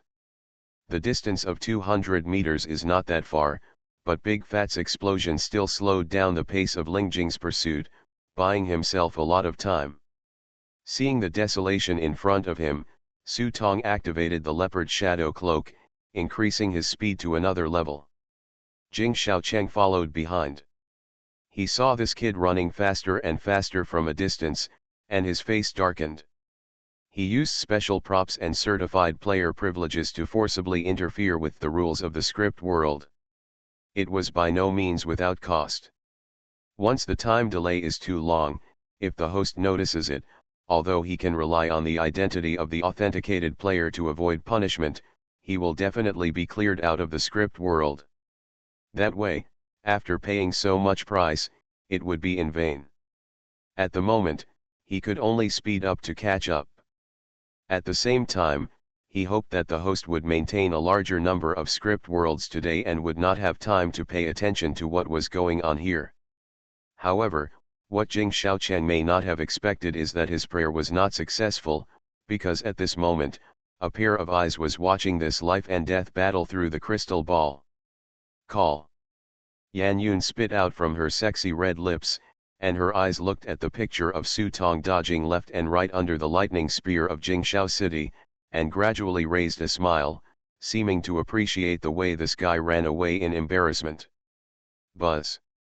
Just with the sudden sound of the door opening behind her, the smile on the woman's face froze and she immediately turned around. However, when she saw the angry Aimee standing at the door, the woman breathed a sigh of relief. Putting his palm on his chest, "When did you learn to be so impolite? Don't you know you have to knock on the door when you enter?" After speaking, he turned to one side and quietly covered the crystal ball. "What's the matter? This is not the place you should be. If the boss sees you are not at the front desk later, go away." Before the host could finish speaking, Aimee rushed in with a hammer, swung the hammer and hit the host on the head. The host was so frightened that he hurried away and screamed, "You're crazy, Bangzami, he hasn't even eaten yet, so you're helping him like this?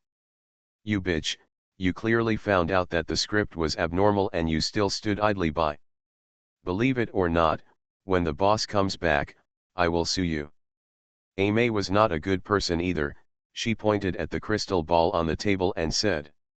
When he heard that she was going to tell the boss, the host's face suddenly fell. He gently dragged his chin with his slender fingers, and looked at her with a pair of resentful eyes. "May, we sisters have been fighting for so many years, and you are doing it for does an outsider want to fall out with sister? What, did you turn over too little?" Seeing her raising her hammer again, the host quickly waved her hand. Okay, I'm afraid of you, so I can just kick the person out now."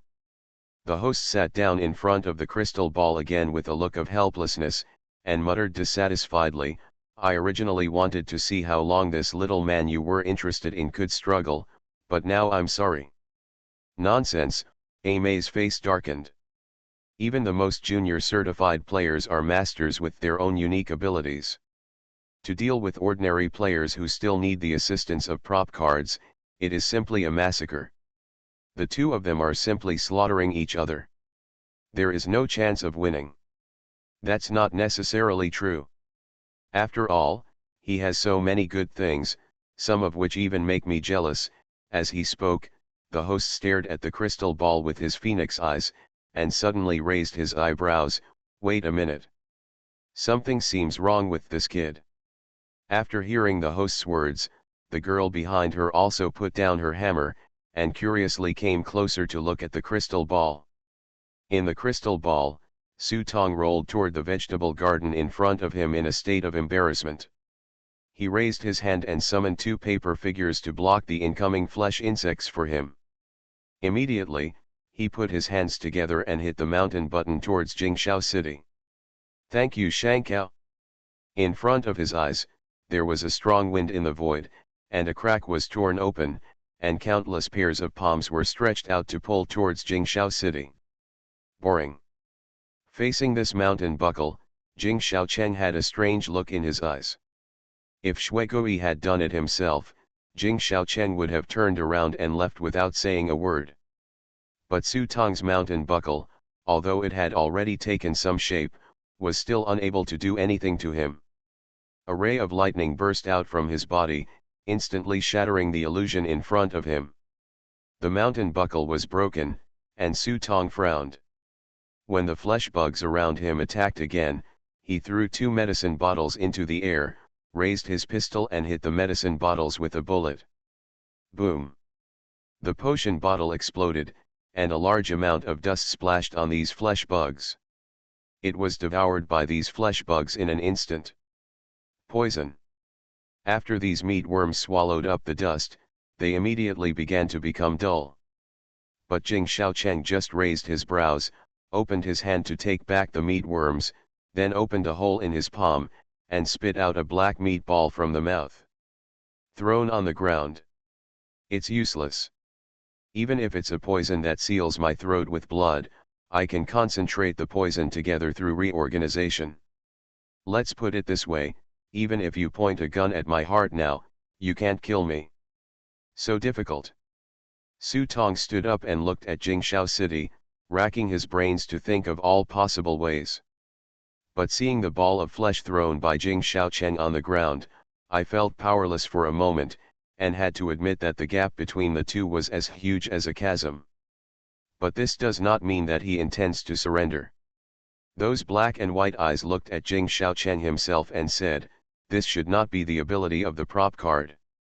Then according to the principle of equal exchange, I am afraid you will lose more than it's that small ball of flesh, it should put a huge load on your body.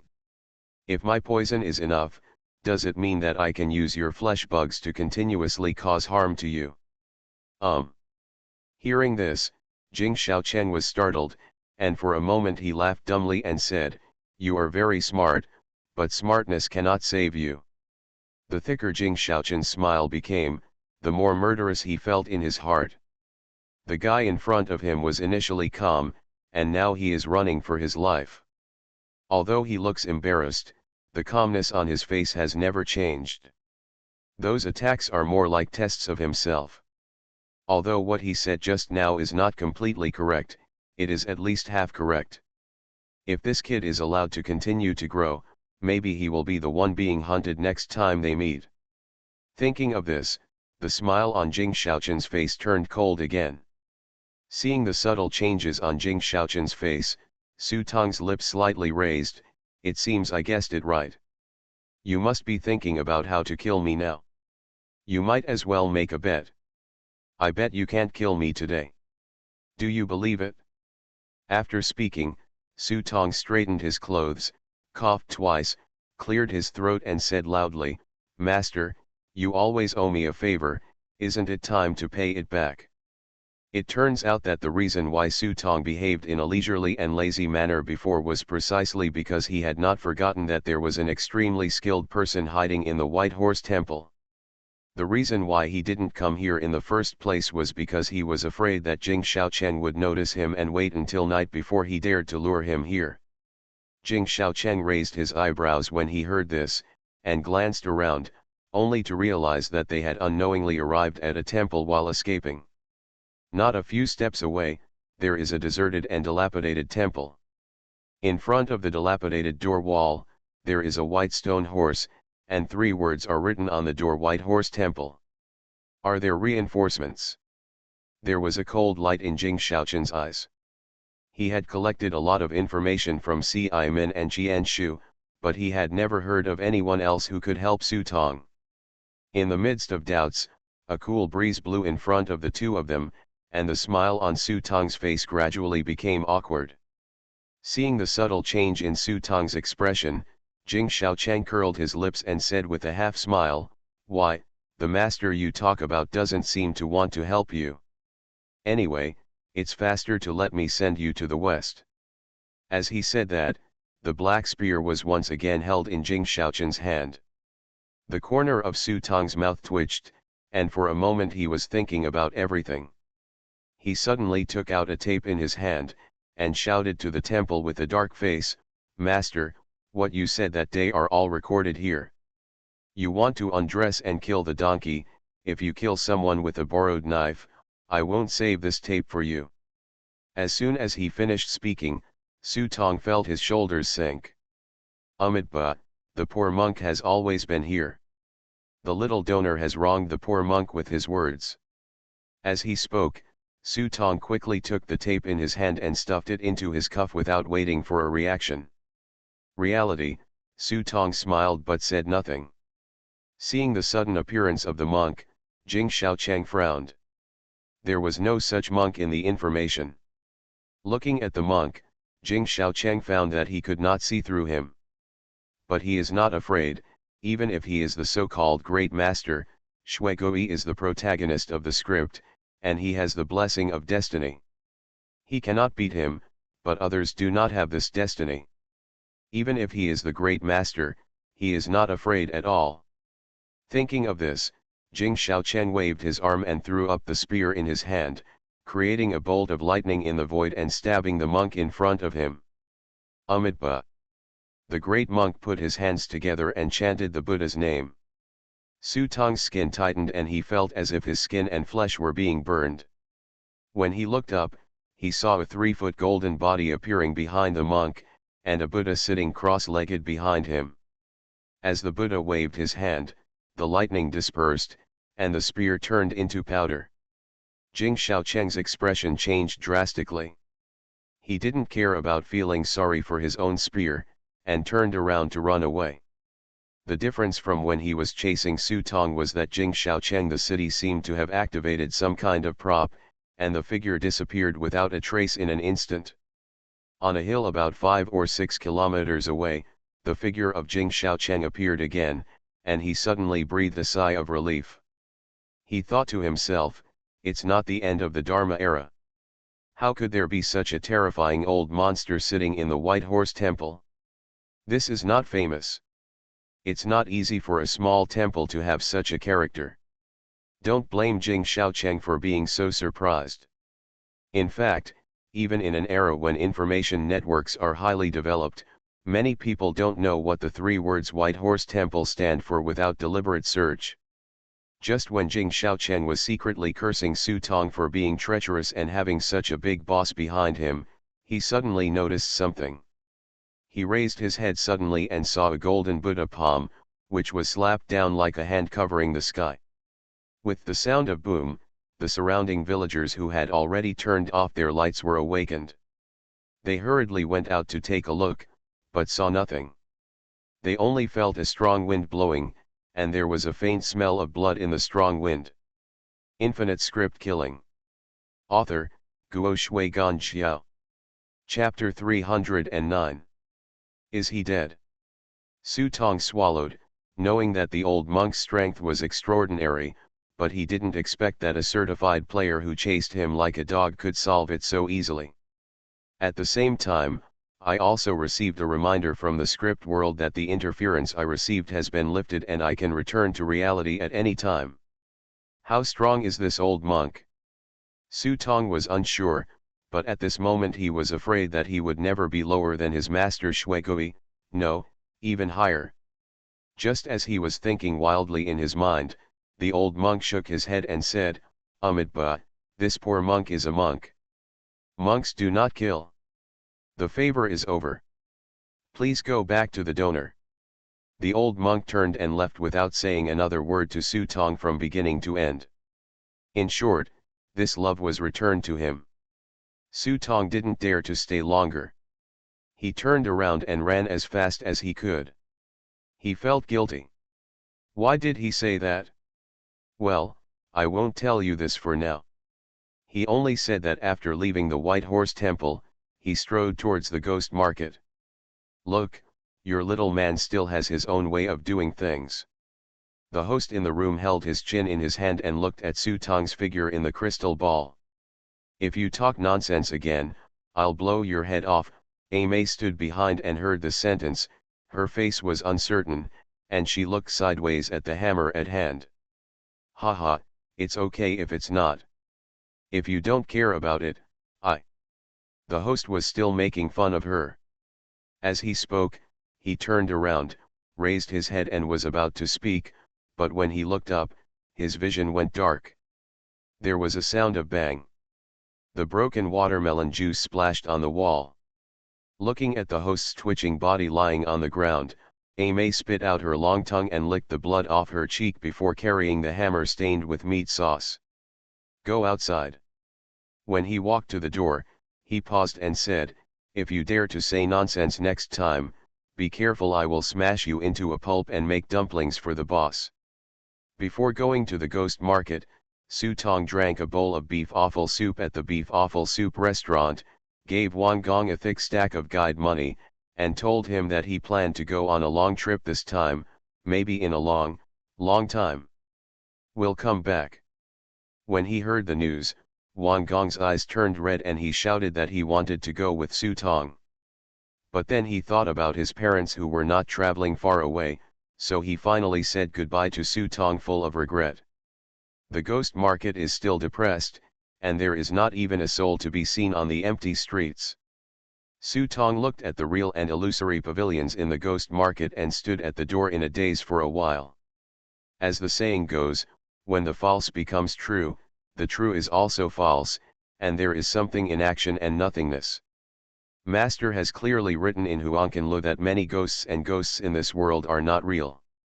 So are there really gods in this world? Yes and no. Just like the Biluo fairy I saw in Bilashan, she may be real or fake. What she looks like depends on the appearance in my heart. In the end, he concluded, if you believe it, you will have it, if you don't believe it, you will have nothing. When they arrived in front of the coffin hall, a middle-aged man was sitting in the coffin hall, flipping the abacus with his fingers. Seeing Su Tong's middle-aged brows slightly raised, he looked Su Tong up and down, then walked forward with a smile and asked Su Tong what kind of coffin he wanted to buy, and he could introduce it. Su Tong was about to open his mouth to explain his purpose, but before he could speak, he heard Dia from the hall screaming, "Headmaster!"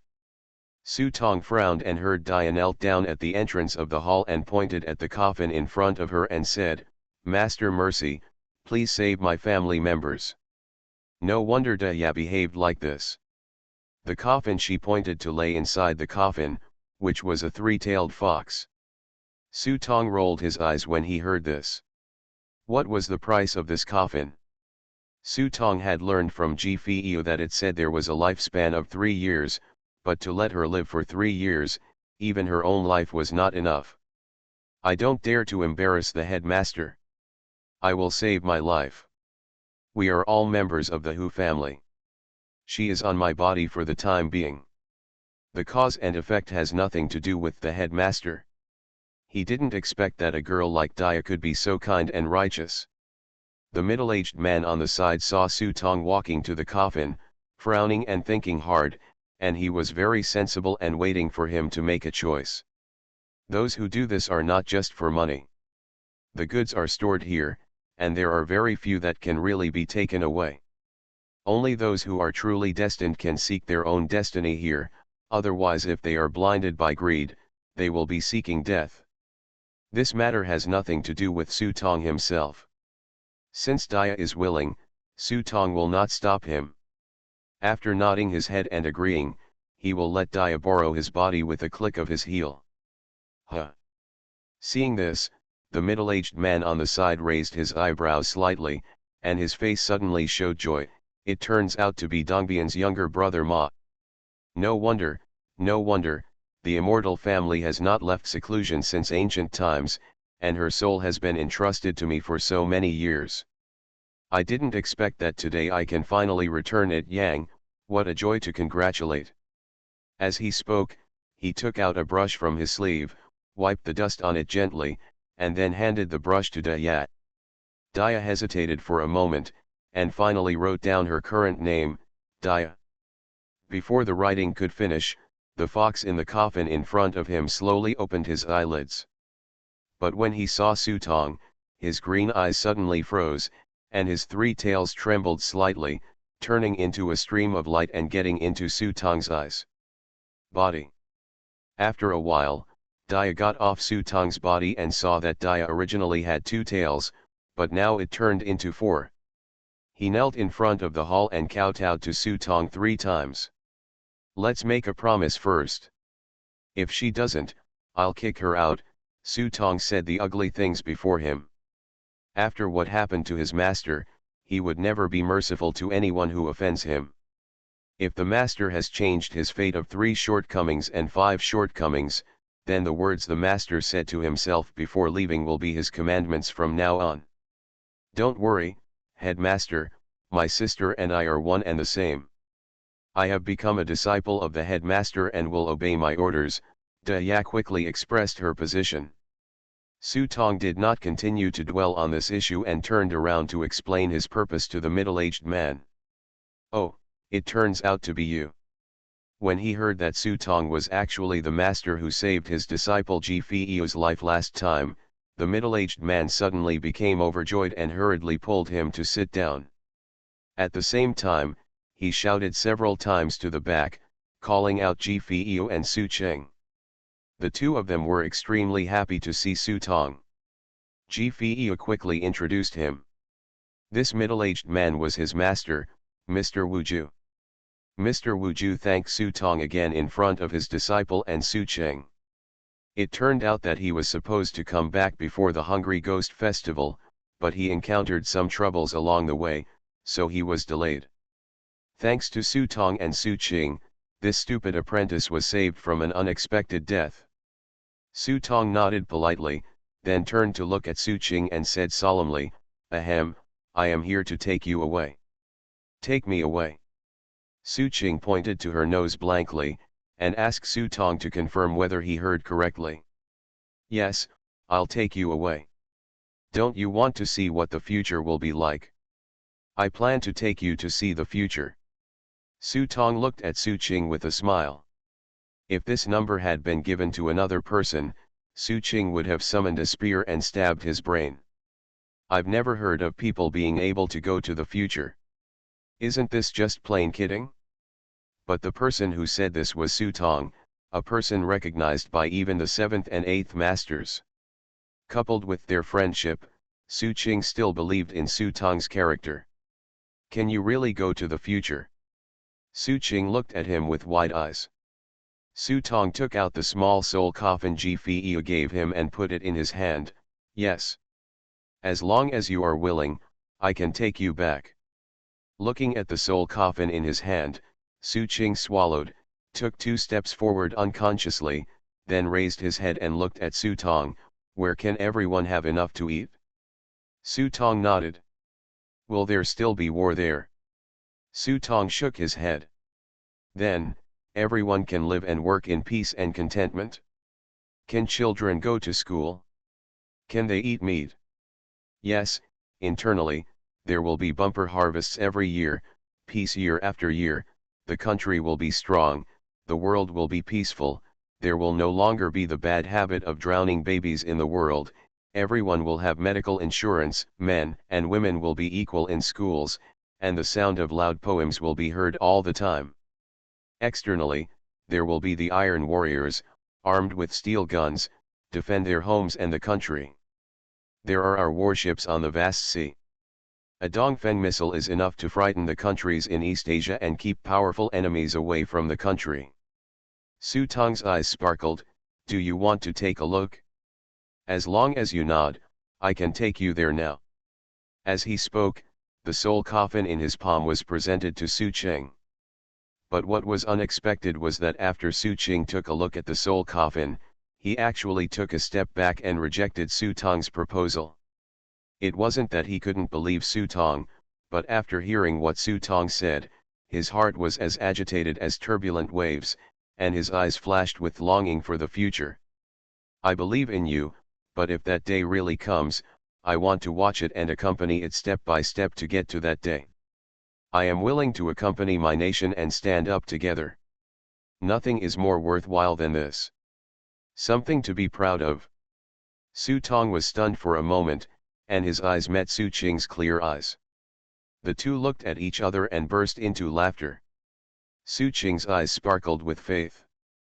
As a lonely ghost, perhaps the only thing he could repay to his motherland was companionship.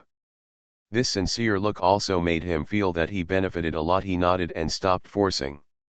After bidding farewell to the three people in front of him, he turned and walked out of the ghost market. As soon as he walked out of the gate of the ghost market, Su Tong looked at the rising sun in front of him. With a bright smile on his face, return. Extra chapter, in the dilapidated Zen room behind the White Horse Temple, the old monk gently twirled the rosary beads in his hand. Seeing that the sky outside was gradually getting brighter, he finally sighed and looked at the tape on the table. Amitabha. How good it is. One thought arises and one thought disappears.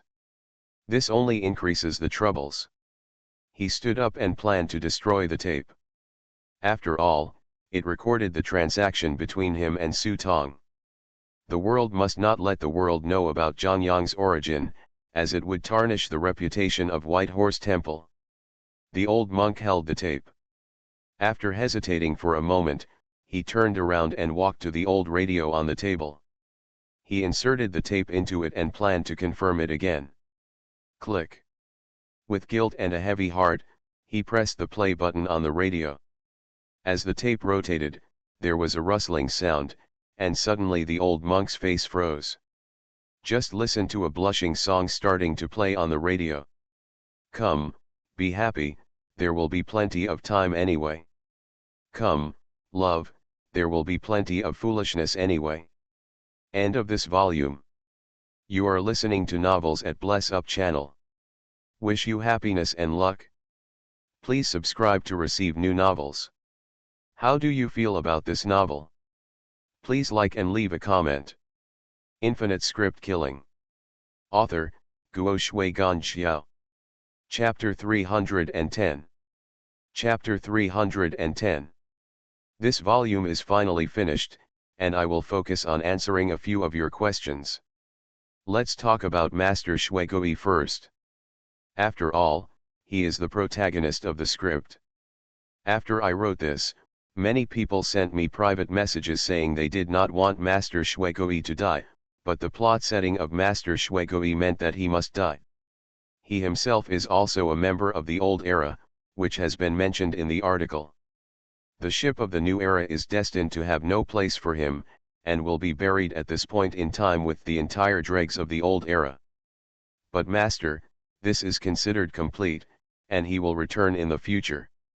As for the fool, whether the hexagram calculated by the Master is true or a lie to Su Tong, just like the letter written in the article, whether you believe it or not.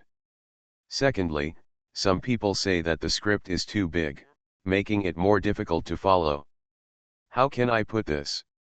I have also considered shortening the length of the plot, but after all, we are mainly telling stories. If the story is as complete as possible, it will inevitably take more space. This volume will be thrown away. There are about 20 chapters in the beginning, and it is about 120 chapters since I entered it. It is not too long to say that it is short or that it is long. I will consider controlling the length of the next script and try to complete it within 100 chapters. Third, as for the heroine, there is no real heroine in this book, and it is impossible to have a harem, and there is no soft rice to eat. Su Tong, woo woo woo, those who write soft rice should not write soft rice.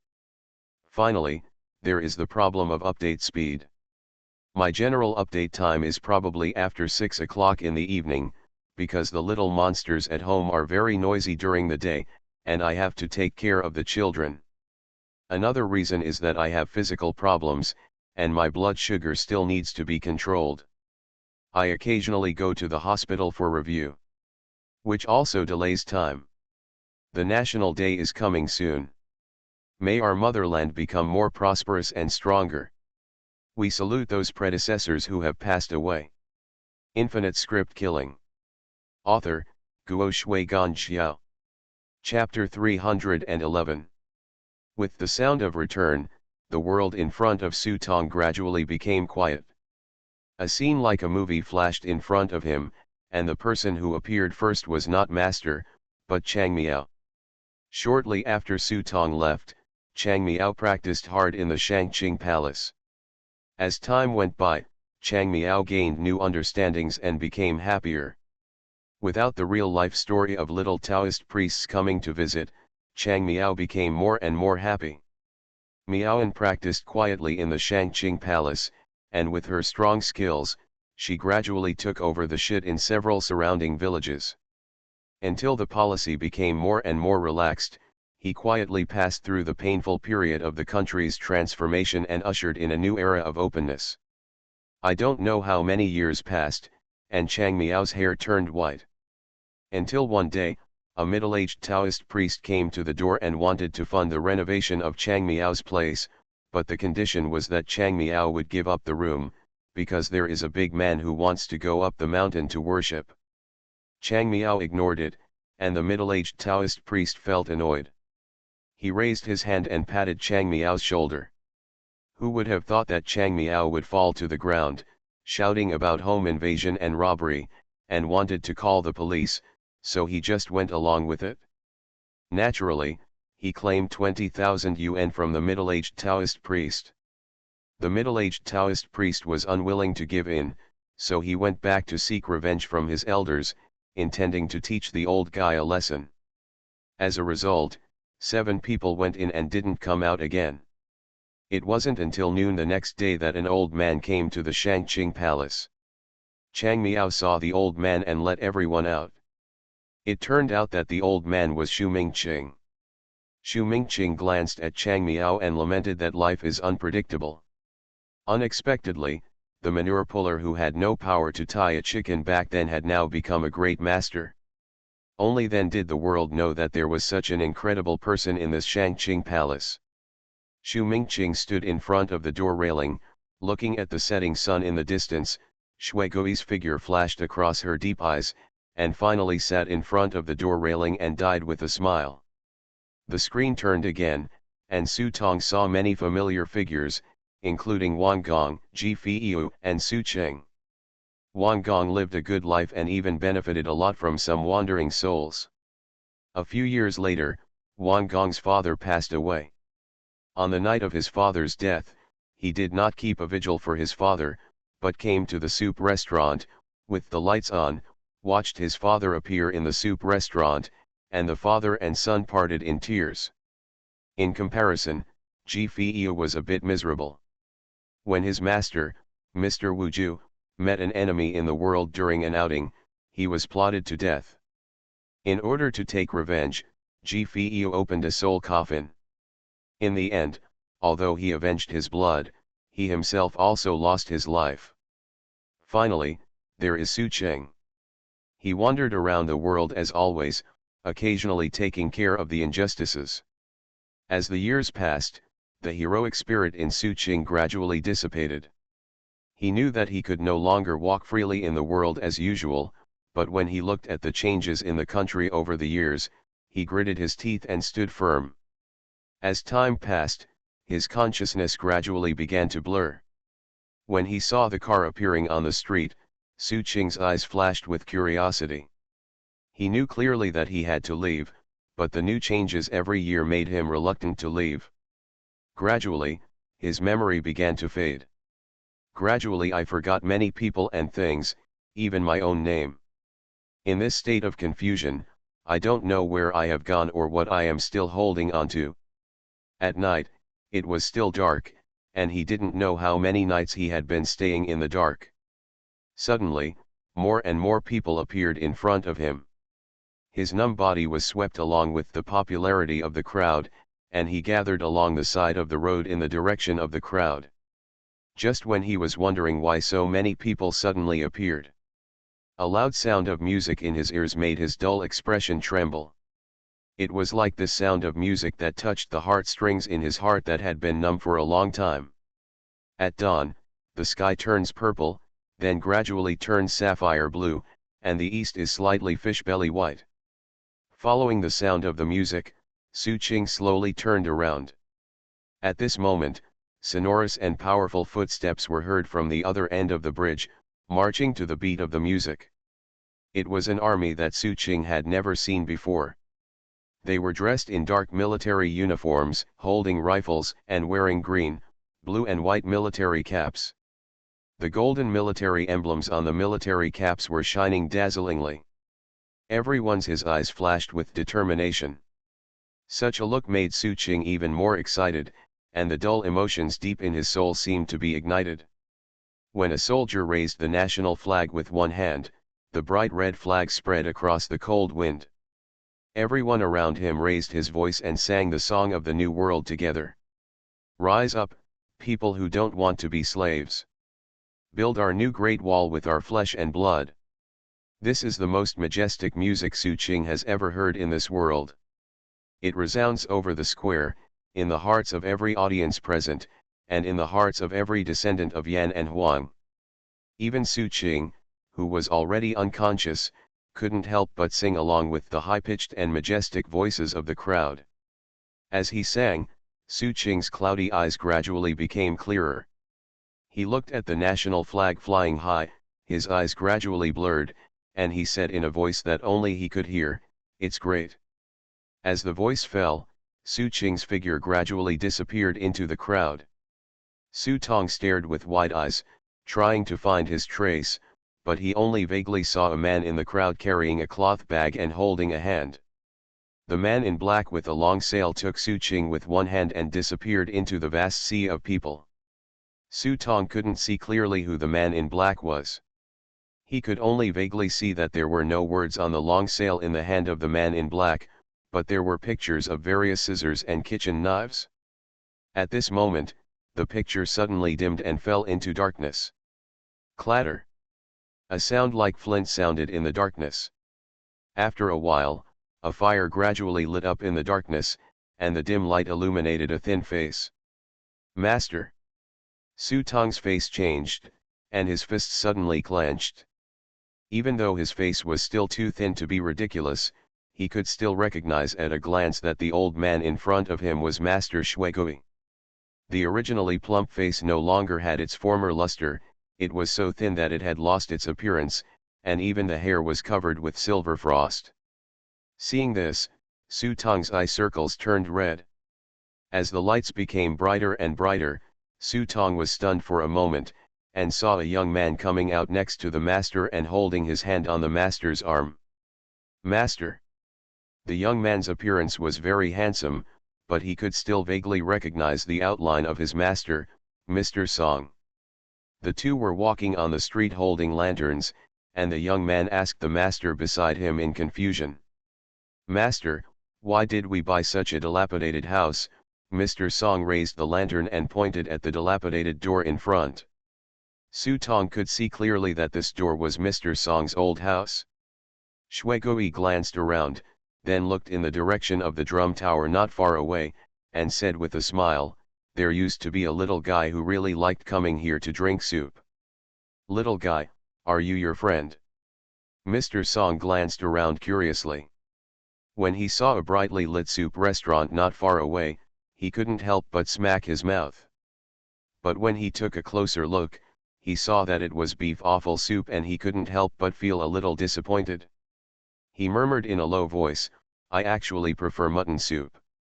After finishing speaking, without waiting for the master to speak, he frowned again and said, "Master, this shabby yard is too desolate, how about we plant some flowers at the door?" Shuigui thought for a moment and pointed to the open space on the front steps, "Just plant a tree, plant a tung tree." In front of the screen, Su Tong's eyes were red. He watched his master lift his leg with difficulty. He opened his hand and tried to help him, but in the end, he only found nothing. Time is still jumping quickly. The master would sit behind the door every day, move a small stool, drink tea, and patiently teach Master Song Lao how to make paper figures. Even if the master made a mistake every time, the master would not get angry and would patiently teach him step by step. Occasionally, I would look towards Bamang Mountain and talk to Master about past events. But his health got worse and he coughed violently every night. When the screen jumped again, what came into view was a black and white photo. There was no grand funeral, no noisy ritual music. Mr. Song visited all the ringer teams in L City, but no one was willing to come. When asked why, no one could explain clearly. Even the coffin shop was unwilling to sell coffins to Mr. Song. It seemed that the entire Yingxing people were rejecting the master and apprentice. In the end, Mr. Song made a white paper coffin and placed the master in it. The simple funeral was deserted, with no one even carrying the coffin for the master. Large swaths of paper money sprinkled from the sky. Except for the word Dion, there is no written record of Shuigoi's name. Unfilial disciple, I kowtow to you. Looking at the black smoke rising from the chimney of the crematorium, Su Tong finally couldn't help crying and knelt on the ground to see his master off. Ha ha ha ha ha. Just when Su Tong's heart was almost bursting with pain, a burst of discordant laughter came. When Su Tong looked up, he was surprised to find that a familiar figure quietly appeared in the crematorium. Fool. Although it was just a back view, he was sure that it was the figure of the fool, but when he wanted to take a closer look, he found that he could not find it again. Hey hey hey, hurry up, go this way. At this time, the fool's voice came again. Su Tong followed the voice and saw a line of paper figures carrying a white coffin in the crowd, walking on top of everyone's heads towards the outside of the crematorium. Large pieces of paper money fell down like falling snow. The fool carried a flower basket and walked in front of the coffin, constantly dropping large pieces of paper money. Idiot. Master. When Su Tong saw the white coffin, he knew that the other party couldn't hear it, but he still couldn't help shouting. I don't know if it was an illusion, but the fool's pace paused for a moment, and then he turned around blankly, as if he could see Su Tong, grinned, waved his hand towards Su Tong, turned around and took the paper man and the coffin with him. Disappeared outside the gate.